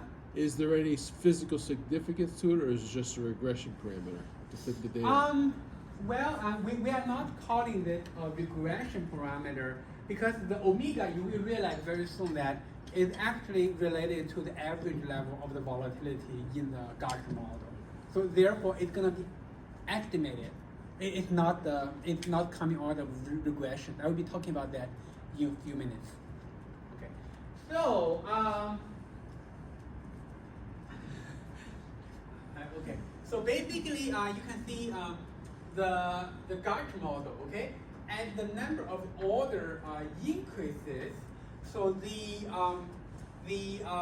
parameters always also increase. Okay, you have 3 parameters in the case of the GART 1-1 model, omega, alpha, and beta. But you can see when you are looking at GART 2-1 model, you will have omega, alpha 1, alpha 2, and beta. 4 parameters. Okay, and therefore the model is getting more and more complicated when the number of orders increase. So therefore, oftentimes, we always prefer to use the simpler model in practice, obviously the more complicated model may deliver some kind of prediction accurate, may deliver better prediction accurate, but it also comes with a cost in terms of computation. So we oftentimes, especially in jobs, in practice, we prefer to use the Gaussian model. Okay, so therefore, but you got to understand what is Gaussian 1, 2 and Gaussian 2, 1. Okay, so sometimes in applications, you may be asked to run the Gaussian 1, 2 or 2, 1 model, basically the more complicated version of the Gaussian model. But if you are not asked to do that, just use the Gaussian 1 model as a starting point. Okay, as a starting point. So let me talk a few things about the Gaussian 1 model. Okay, remember we talked about one of the downsides of the risk matrix model is that it does not have a well-defined mean. Okay, it does not have a well-defined mean.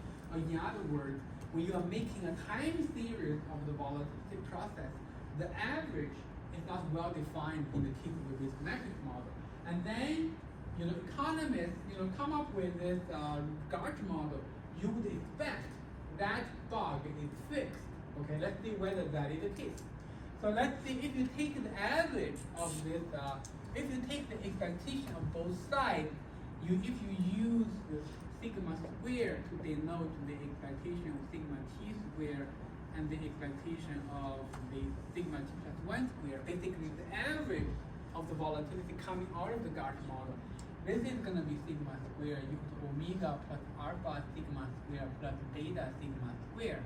And you rearrange this, you get 1 minus alpha minus beta sigma square equal to omega. Okay, and therefore sigma square is equal to omega 1 minus alpha minus beta. And that's why we do require alpha plus beta to be strictly smaller than 1. To be strictly smaller than 1. And when this is strictly smaller than 1, this is going to be larger than 0. And omega is also a strictly positive parameter. And then therefore you do get a sigma square that is also strictly positive and therefore fully determined by the 3 parameters omega and beta. Okay, so therefore in the case of the Gaussian model, we do not have that instability problem. Okay, we do not have that instability problem. And given that we are talking about that, let's quickly compare the case of the risk matrix model and the Gaussian model. Let me first make it clear that both models are very popularly used in practice. Okay, both models are very popularly used in practice. And the downside of the Gaussian model is that every time when you are using it, you will have to estimate the parameter. Therefore, the computational cost, when you're looking at a single time series, it looks like minimal. But when you're looking at a couple of a wide range of assets, like when you're managing a large portfolio, then the computational cost will increase exponentially. Okay, that is the downside working with the Gaussian model. But the very nice thing about the Gaussian model is it has a solid mathematical foundation which guarantees that the model is always stable, will not run into the kind of instability issue like in the case of the risk matrix model. And for the risk matrix model, the pros and cons is exactly reversed. Risk matrix model, super simple to work with. Lambda is already estimated for you. All you need to do is just plug in the return and the sigma. You will have your forecast of volatility for tomorrow. But the downside is, sometimes, the application could run crazy, okay, could go wild.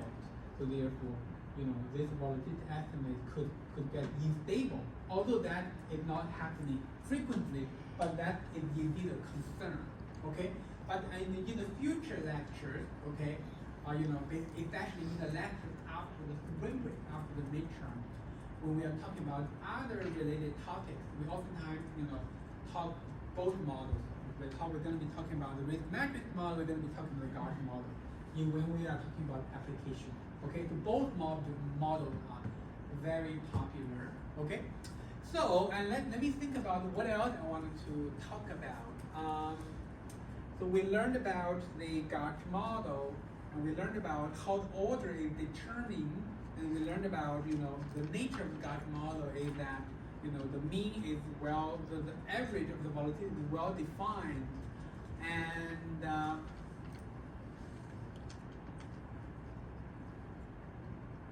that's basically everything I want to talk about.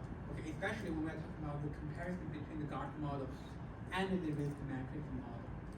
Okay, so any question with the kind of the construction of the model or the formulation of the model?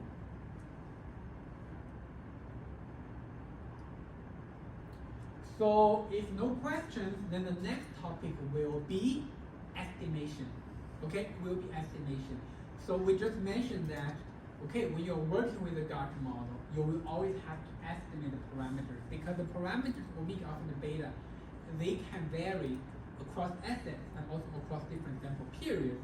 So the first thing you work with the Gaussian model always is estimation. And in the case of the Gaussian model, we are going to rely on a nonlinear estimation method. Okay, so oftentimes, okay, in statistical analysis, and when the data is, when we have a, let's take a look at the linear model. Okay, y equal to alpha plus beta x plus epsilon. Okay, this is basically the linear model, and you know that if the x and beta, they exactly fall along the linear line, then you can run this kind of linear model to estimate the parameters of the beta. Okay, let me refresh you guys your memories regarding how do we estimate the alpha and the beta.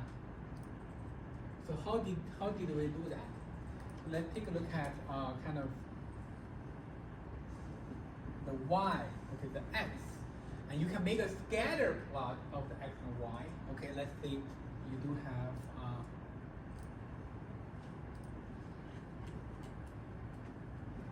okay, let's say the x and y scatter plot looks like that. So how do you estimate alpha and beta? You are going to run a linear line across this cloud of data points. So how did you technically estimate alpha and beta? You are basically calculating the distance between the data point with the linear line. For example, this data point, the distance between it is basically this distance. Okay, and for example, this one is gonna be here. This one is gonna be here, or this one is gonna be here. This one is gonna be here. This one is gonna be here. Okay, you are basically taking the square of that distance and sum up the distance. Okay, your objective, or when you are estimating the alpha and the beta, your objective is to, okay, let me kind of switch this linear line this way and that way to make sure that the total distance is minimized. Make sure that, when I'm determining alpha and beta, I'm gonna switch the line up and down and change the slope, okay, to make sure at the end of the day, the distance between the data points and this linear line is minimized, okay, is minimized. So that is how we estimate the intercept and the slope in the linear model. Unfortunately, this model, we cannot use the linear model to estimate the parameters of the omega, alpha, and beta. Because of what? Because we do have squares, okay, in this Gaussian model. Because the observation we can rely on to estimate the Gaussian model is only returns. Is the returns. Let's say we are going to be applying the Gaussian model to S&P 500. The only information we can rely on, taking an input to estimate the Gaussian model, is basically the daily return on S&P 500. Okay, but the Gaussian model has return squares, so on and so forth, meaning this model is not a linear model anymore. We cannot use a linear model. So therefore, we are going to rely on a nonlinear estimation approach. And the name of that approach is called maximum likelihood estimation. Okay, and we oftentimes call this MLE. Okay, MLE. So if you have a static diagram, you would already, you probably know that both the linear models and MLE, they are both popular kind of estimation method. Okay, it's just like the linear model is more popular in finance. Okay, we have all the empirical applications like the Kaplan model, the multiple factor model, so on and so forth. We are all using the linear model, and the MLE is not as popularly used in finance context. But when you are dealing with the real world data, the MLE is also very popular. So now let me show you, or at least to give you some background related to what is MLE. Okay, by its name, okay, you can see we are basically trying to maximize the likelihood. Okay, we are trying to maximize the likelihood to get the parameters. So what is likelihood? Okay, likelihood basically meaning the chances of something or the probability of something happening. Okay, that is the what likelihood means in stats. Okay, so what is the probability we are talking about here? So let's say we have R1, R2 until RT.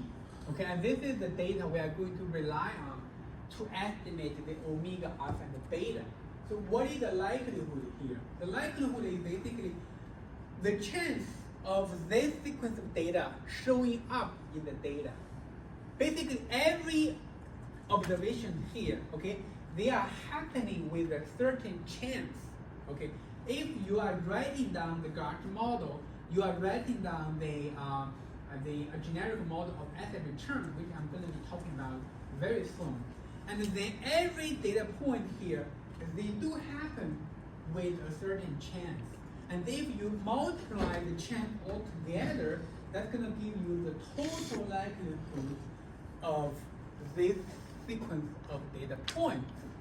And within that likelihood function, you will have omega alpha and beta in them. Okay, and then your objective is to try to kind of play with different combinations of omega alpha and beta to maximize the total likelihood, or in very simple terms, you're trying to change the omega alpha and beta to make those data more likely to happen, or most likely to happen.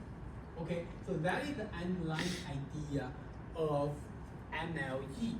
The underlying idea of MLE. And obviously, to do the MLE, you will have to rely on some sort of optimization kind of thing. Okay, but you don't have to worry about that because we do have R. Okay, R has a lot of very well-designed packages that can help us do estimations. Okay, so now let me. We talked about likelihood. You know that every data point does come with some likelihood or some chance of happening. So how do you understand that? Let me kind of write down the Gartner model, and then together with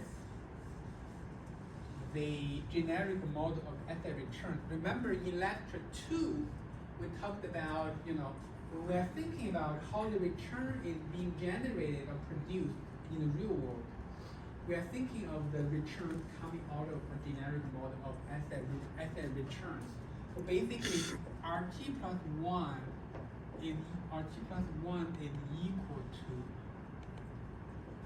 sigma t plus 1 times zt plus 1.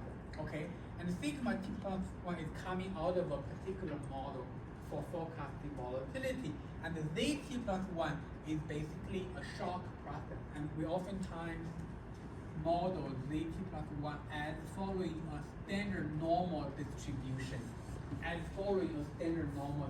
Distribution. Okay? So now you can probably understand better where that likelihood is coming from.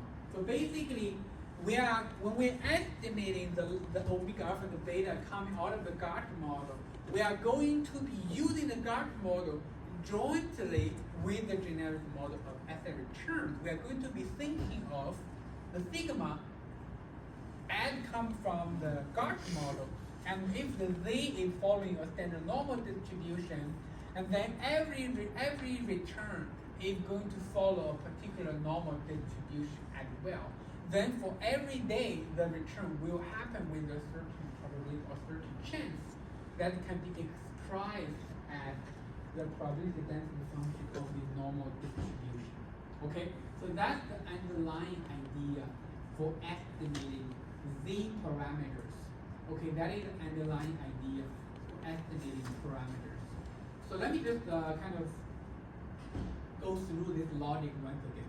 Okay, so because the Gauss model is non-linear in nature, okay, therefore we cannot rely on the traditional linear estimation method to estimate omega and beta. We will have to turn to another commonly used estimation approach called MLE. The full name is maximum likelihood estimation. And the underlying logical idea is that every data point we are looking at, okay, although they look like one data point, but in statistical terms, every data point is happening with a certain chance. And then our objective in figuring out the parameters is to basically write down the total likelihood for this set of data points. We change the parameters, okay, or we find a parameter combination to make sure this set of data in front of us is most likely to happen. That's the idea behind MLE. Okay? Then if you agree with me with the logic, okay, then I can show you how we do it. Okay, all the formulas are on the slide. Okay, all the formulas on the slide. Let me show you some details about it.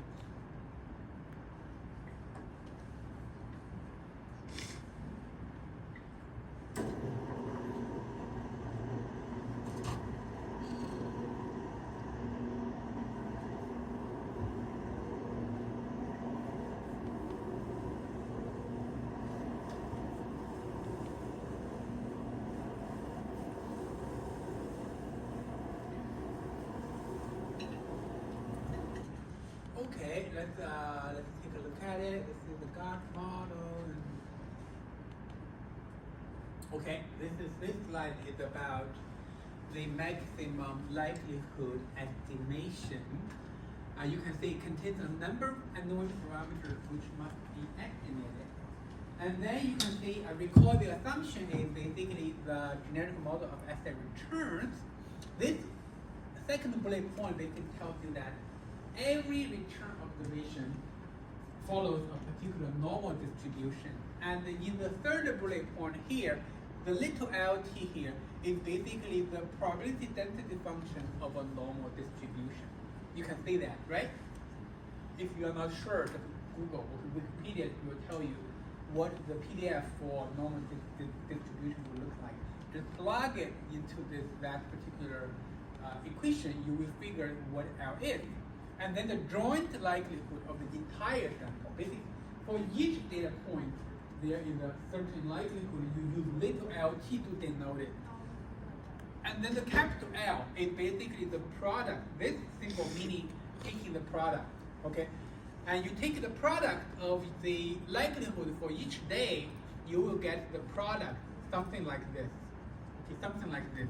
And then you see that there is sigma t squared here, okay? And within the sigma t squared, there is omega alpha and beta. Okay, basically, if you do have a particular optimization kind of solver or certain way to optimize this, then you can write down your own function to maximize this objective by finding out the particular omega alpha and beta combination to have that L optimized. Okay, that process will give you the estimation for omega alpha and beta. Okay, so questions with this whole process?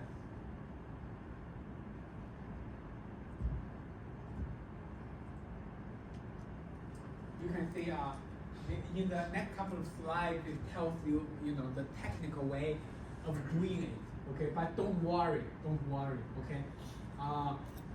So I will not ask you guys to write down a solver, like an optimization solver to do it.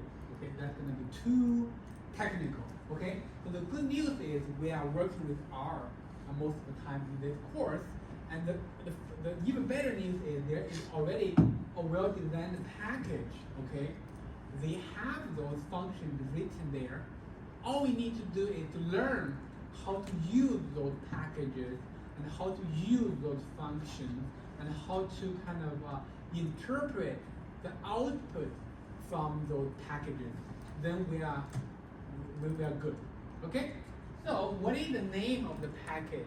There is a package called fgarch. Okay, this is the name of the package. So the first time you use the package, you will have to install it on your local computer. The next time you use it, you don't have to. Okay, and then within the fgarch package, there is a garch fit function. Okay, let's go to the code. Okay, let's go to the code. So let me show you that. Garch fit actually. Let me open the R.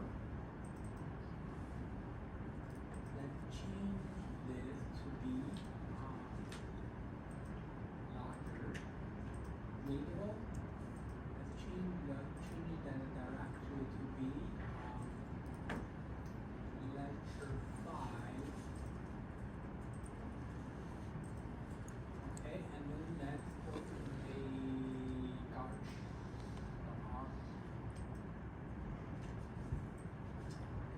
Okay, and let's first try to run this library fgarch function to check whether this fgarch package is stored on this local computer. I believe it's not, because this is the first time I'm teaching in this classroom.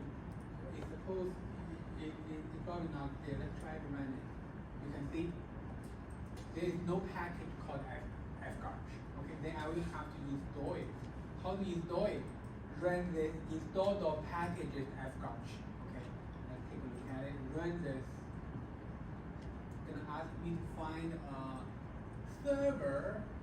Let's use a server from Ohio. It's okay.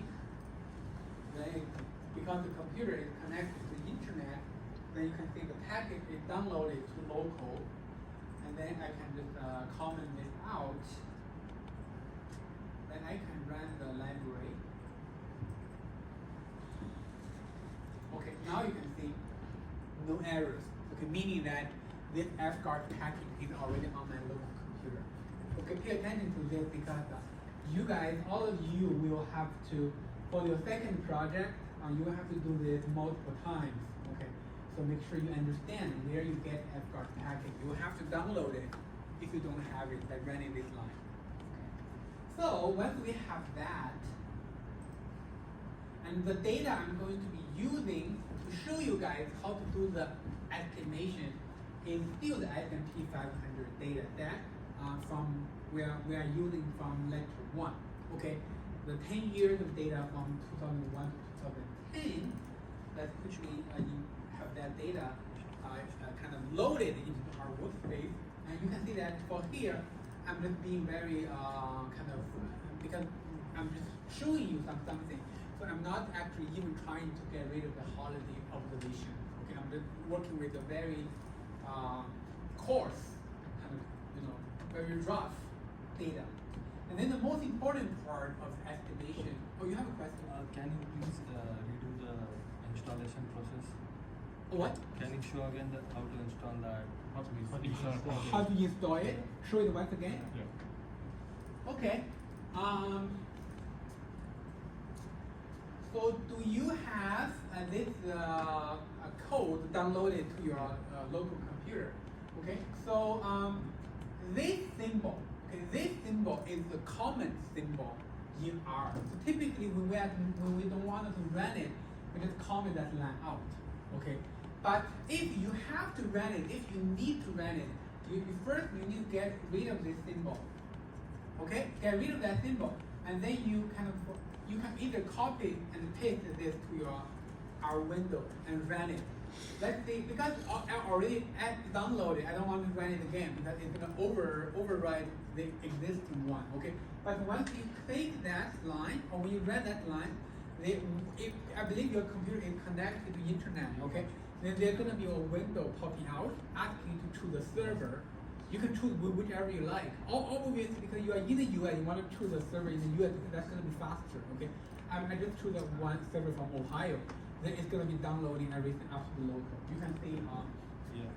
the information you just saw is basically what we looked at is basically here. You can see installing packages. You can see please choose a server, and then you can see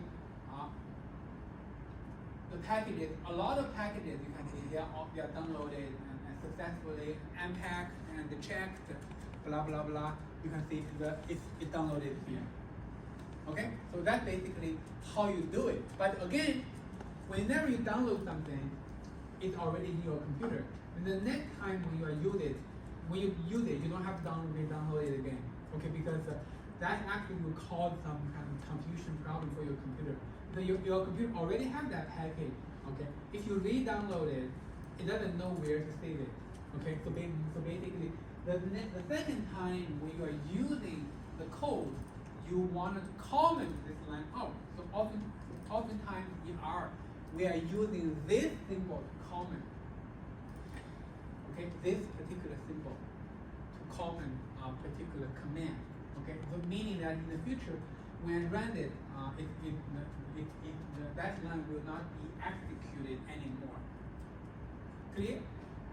Okay, so let's go back to the code. Then the next part is gonna be you can see once I have the package installed, using the library function, you have all the functions in FGuard package loaded to our workspace. Okay, loaded meaning they are all there. Okay, you can just use them in a very ready way. And then you can see the next line is S&P 500 and returns. Those are very similar to you guys. Okay, basically have the price data written into our workspace and calculate the log return by taking the first difference of the log closing price. That is the return process. And then the highlight, the line here is the most important line. Okay, let me clarify this line. So the name of this command is called guard fit. Okay, guard fit. So basically, this is a function that will help us do the MLE, do the estimation. Okay, therefore, you remember that you will have to use this function many number of times or multiple times, solving the time in the future. Okay, and then the first input of this function is formula equal to something. So basically, you will first have to tell R what kind of Gaussian model you are trying to estimate. Because we are estimating a Gaussian 1-1 model. You can see we are telling our formula is equal to tilde Gaussian 1-1. Okay? So always remember there is a tilde sign before the model. Okay, before the model. So if you forget that tilde, R will run into error messages. You will have to encounter error messages. So have that in mind. And then because we are estimating a Gaussian 1-1 model, we have 3 parameters, omega, alpha, and beta. You have to tell R specifically this is Gaussian 1-1. Okay, and then data. What kind of data you are relying on to do the estimation, or what are the inputs to do the estimation? We already mentioned that. Okay, basically the only information we are relying on is the time series of the return. Okay, the return is basically the data. Okay, and then the trace equal to false. I will explain that in a few minutes. Okay, trace equal to false meaning I will ask R not to show me the steps of the estimation process. Okay, I only want to see the results. Don't show me the process. Okay, but in case you are interested, you want to see the process, we can also set that to be true. Right now, let's start with using the trace or setting the trace to be false. Let's blend this. You can see it's relatively quick, okay, because the data center we are looking at is only 10 years of data, so it's relatively quick. Let's take a look at the fit 2 output, the type fit 2. Then the output is basically kind of showing you the output here. Okay, you can see the output is very similar to the output of the linear model. Okay, especially this part.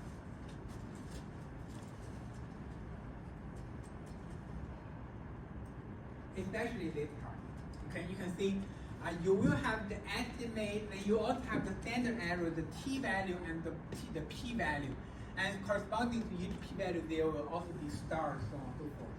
But keep in mind, for our lecture, for most of our application, our attention is always on only the estimate of the parameters. Okay?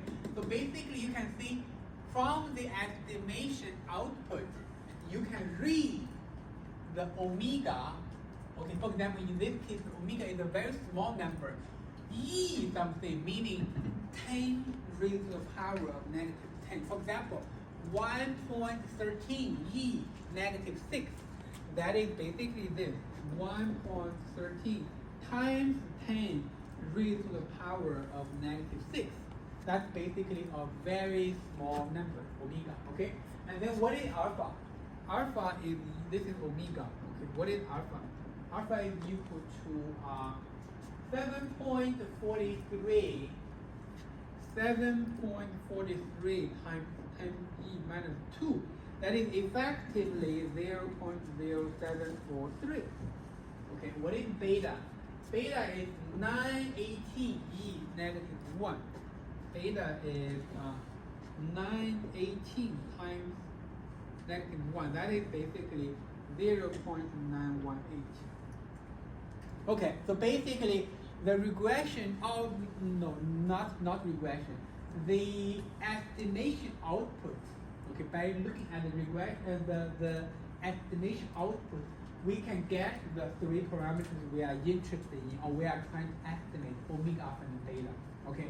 So you can actually double check that the alpha and beta, they actually sum up to be a number that is strictly smaller than 1, okay? Although very close to 1, but strictly smaller than 1, okay? And then you're gonna ask me next, okay, what is mu? What is mu? We don't have mu in the Gaussian model. What is mu? What is mu? Okay, let me explain to you what mu is.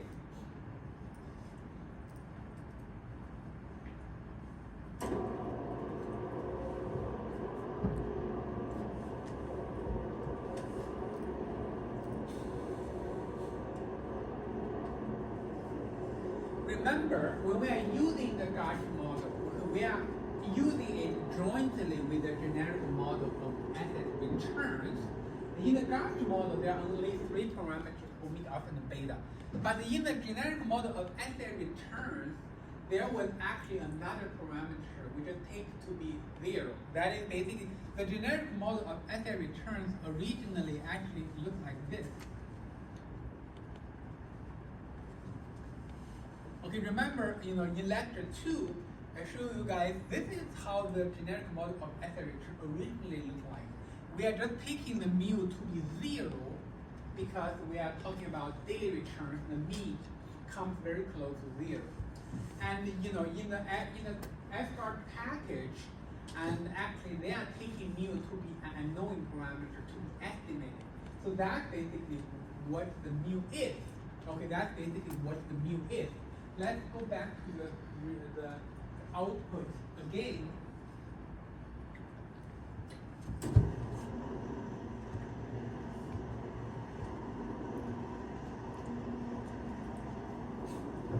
You can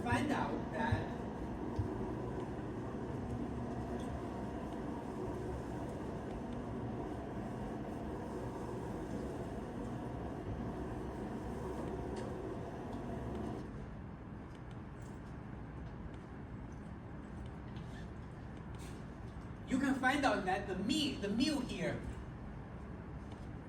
is basically a very small number, a number very close to 0, very close to 0.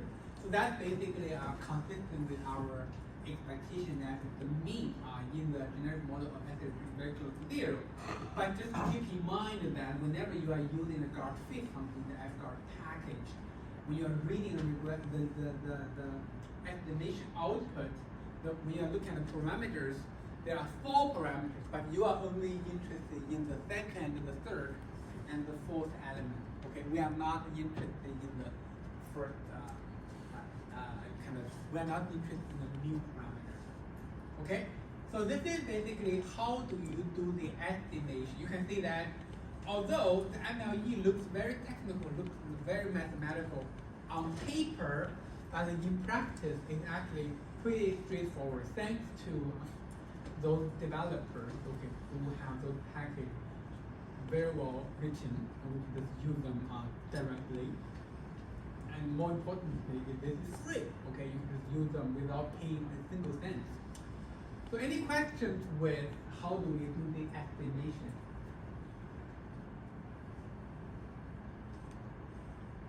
Oh, go ahead. You just asked me if I have a file. It's Yeah, from this is the first chapter of it. Oh, what? The SCP 500. Oh, that data, that's basically the same data we have been using all over the place. Yeah. Basically starting from lecture 1. If you have that from lecture 1 folder, then copy to your lecture 5 folder, then you are good to go.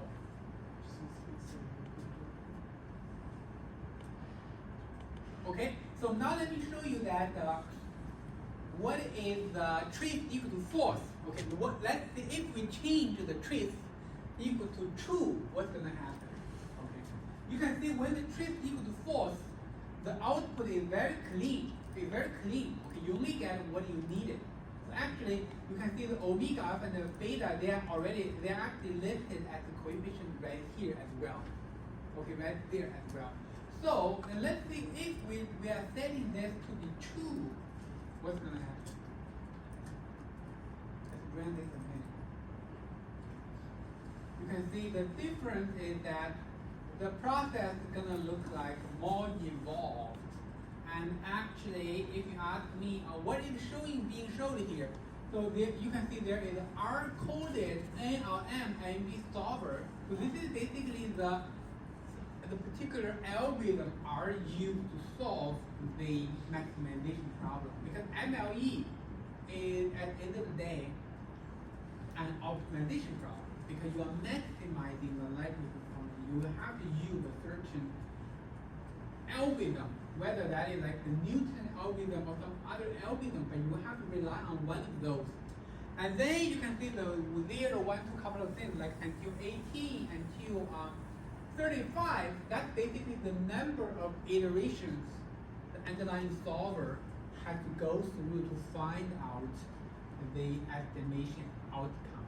Okay, so basically all of the kind of optimization is at the end of the day searching in the parameter space to find out for a particular parameter combination such that the likelihood is estimated. So this is basically, you can see R has searched for 35 iterations, 35 times to be able to find out the best outcome, that is the omega alpha and beta. Okay, you can see the trace equal to true and false is basically whether you want to see the process, the middle process. Okay, for us, most of the time we are not interested. Okay, we don't want to kind of occupy our computer screen by so many information, so much information that we don't want to see. Okay, that's why most of the time I'm just setting the trace equal to false.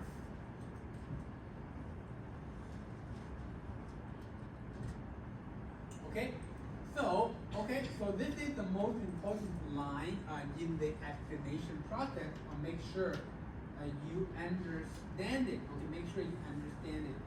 So the next thing I want to talk about is how do you get those parameters? Okay, we cannot just like every time look at outcome and then read it out and manually write it out. That's going to be too problematic. You want to have a way to directly kind of quote the coefficient. How do you do that? So basically, you can see we can use a dot at sign. Basically, you can see you have the fit 2, right? Fit 2 at fit, and then $COEF. Okay, then you will be able to get those parameters in vector. You can see mu, omega, alpha, and beta. Okay, this is exactly the set of parameters we get from output. Okay, just like when you are using the add fit dollar COEF. COEF is basically coefficient.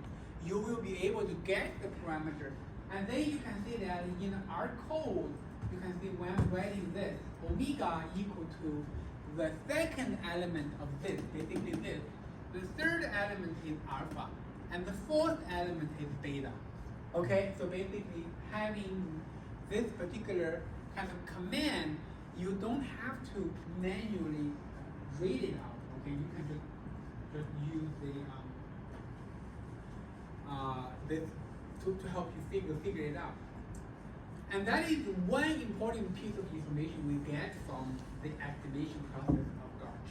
And another piece of very important information is what we call the fitted volatility. Okay, so because our objective is to forecast the volatility. For the sample we are using every day, let's say we are using the past like 4 years of data to do the estimation, and for every day there was actually a corresponding fitted volatility, meaning that the estimation process gives us, for every day there is the best fit volatility associated with it. It's pretty much like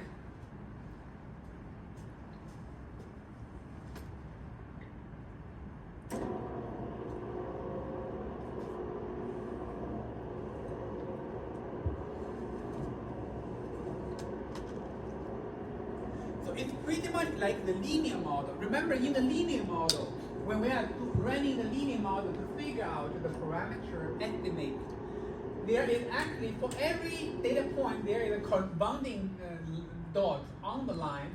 That's what we call the fitted values for that particular observation. Okay, even though the realized value is kind of have some deviations from the straight line, but all the fitted values is on the straight line. Okay, and when we are using the MLE to estimate parameter for the GARCH model, similar things happen. So for every day yin sample, because when we are doing the estimation, we are using a particular data sample to do the estimation. Okay, so for every day yin sample, you do have a fitted volatility coming out of the estimation process. And how do we get that?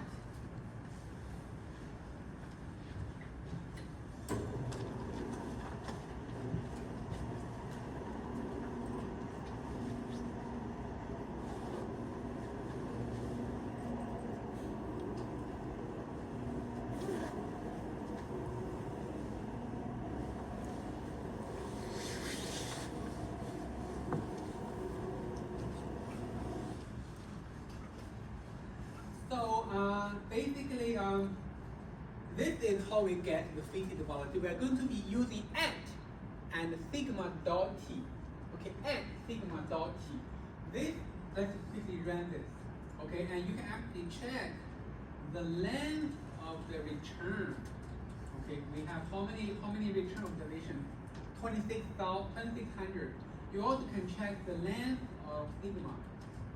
Also 29 or 2609. Basically meaning that for every day within the sample, we do have a fitted volatility. Let's take a look at the fitted volatility dynamics. You can see this is basically the fitted volatility for the 10 years of the data on S&P 500 from 2001 to 2010. And obviously, you do see the GARCH model indeed give you a very beautiful dynamic when it comes to volatility dynamics. Okay, you do indeed see the spike in the fall of 2008. You do see the spike in the dot bubble period. Okay, you also see the calm period in between them. Okay, that basically means the GARCH model is indeed working, and is working very nicely as the volatility model. Okay, has everything that you need from here. And this is basically the fitted volatility. Okay, this is basically the fitted volatility. And okay, let me summarize what we get out of this estimation process once again. Okay, so we are relying on an approach called MLE.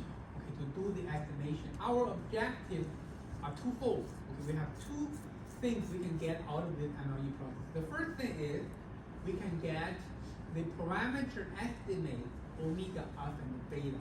Okay. The second thing we can get out of the process, which is basically a byproduct, okay, is a time series which we call fitted volatility. Okay.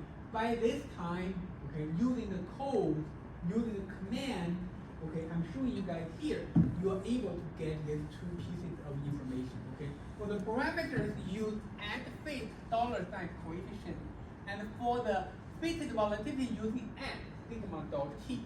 Okay. Make sure you are relatively familiar with those, okay? And then don't forget about our final objective. Our final objective is to do forecasting. Okay, once you have the parameter estimates, once you have the fitted volatility, how do you make forecast? Okay, let's go back to our let's go back to the whiteboard. Let me give you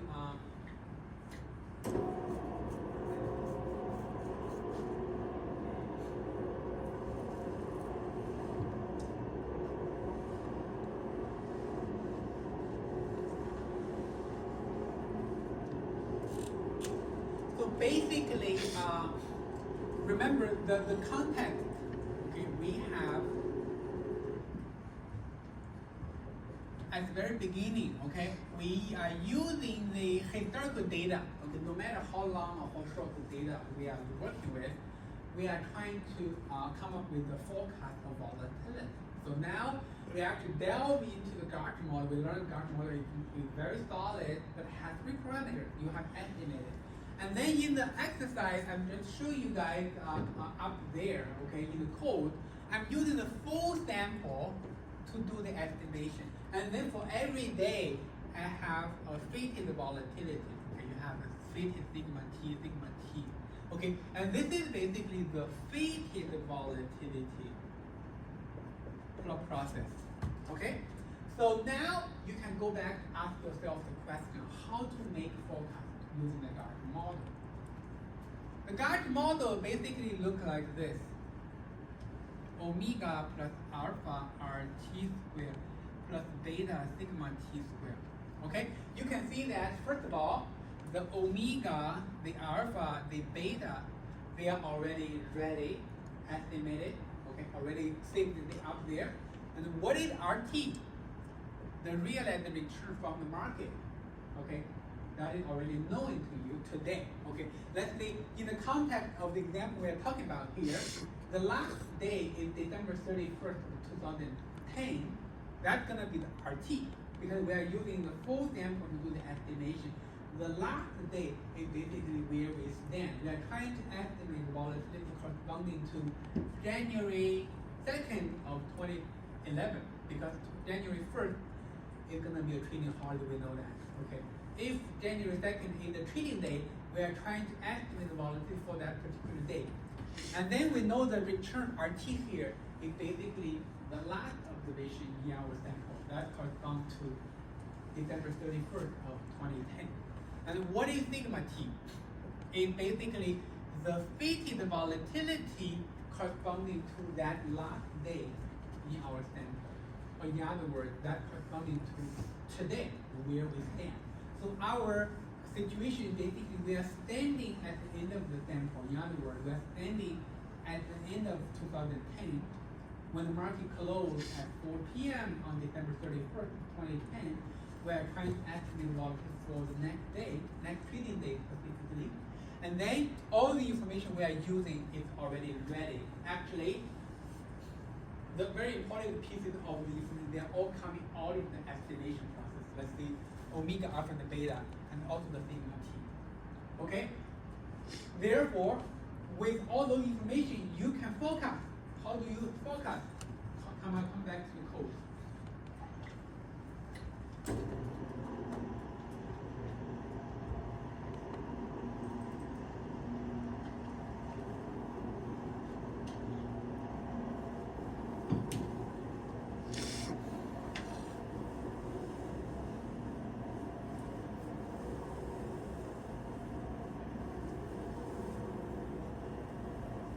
Okay, you can see the highlighted portion of the code here is where I do the forecast.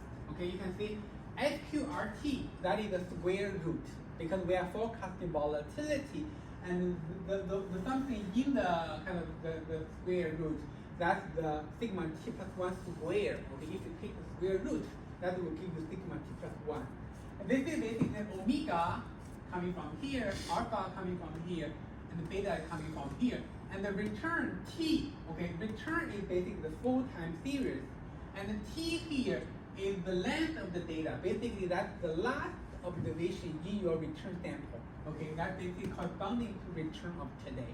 Similarly, sigma is the fitted volatility. Again, we are using t here, meaning we are using the fitted volatility at the end of the sample to make the forecast. And that's gonna give you the forecasted volatility for tomorrow.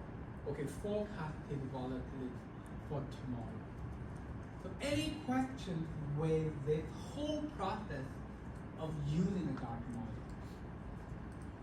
Okay, let me just kind of reiterate the whole process. Okay, so basically the Gartner model is a very sophisticated model, but thanks to the developers, okay, we have those kind of packages, especially the FGART package. Okay, the MLE is very easily done. Okay, and then the MLE process, or simply speaking, the estimation process, will give us two pieces of information we are going to be using in making the forecast. One are the parameters, second is the fitted volatility process. Once you have these two, you can write down your volatility forecast, square root of the Gartner model. Okay, then you can make the forecast. Then you, by this point, you do realize that, okay, the Gartner model is indeed slightly more complicated when it comes with the when it is compared with the risk matrix model. Because in the risk matrix model, all you need to do is to take the square root of lambda,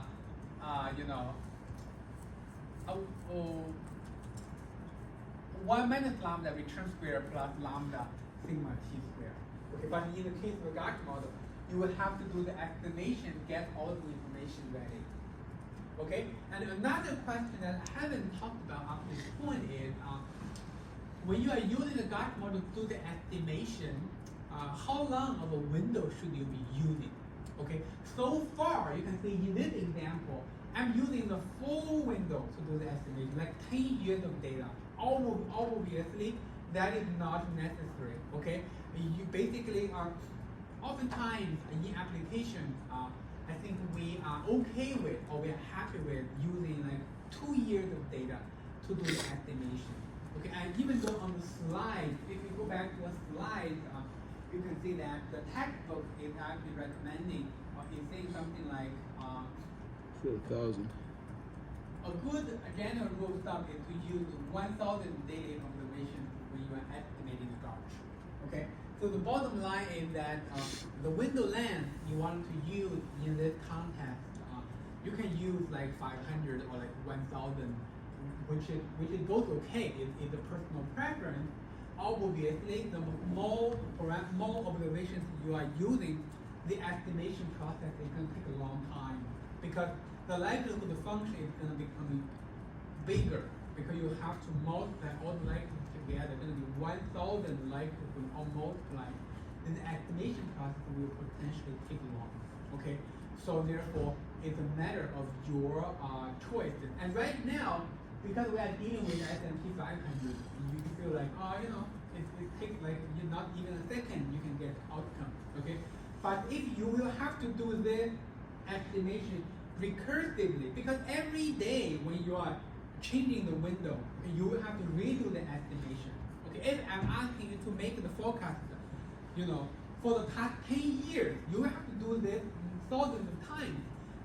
Think about that. Then the total time it takes is gonna exponentially increase. Okay, so therefore, the computational efficiency is also a concern when you are working with the Gartner model. You will have to build that into mind, into practice when you are working with it. Especially if you have a slow computer and then you have a gigantic data set, then you really want to optimize like the efficiency. Okay, and the next week I'm going to show you guys how do we estimate the forecasted volatility for the S&P 500 for a very long sample period, and that's gonna take roughly like 4 to 5 minutes for the estimation process. Okay, so that's something we are going to be doing next week. But for now, I hope you guys are all on the same page with me about how to do the simplest version of the Gartner model estimation, and how to extract information from the process, and how to come up with your own forecast with that information. Okay, any questions with the whole process?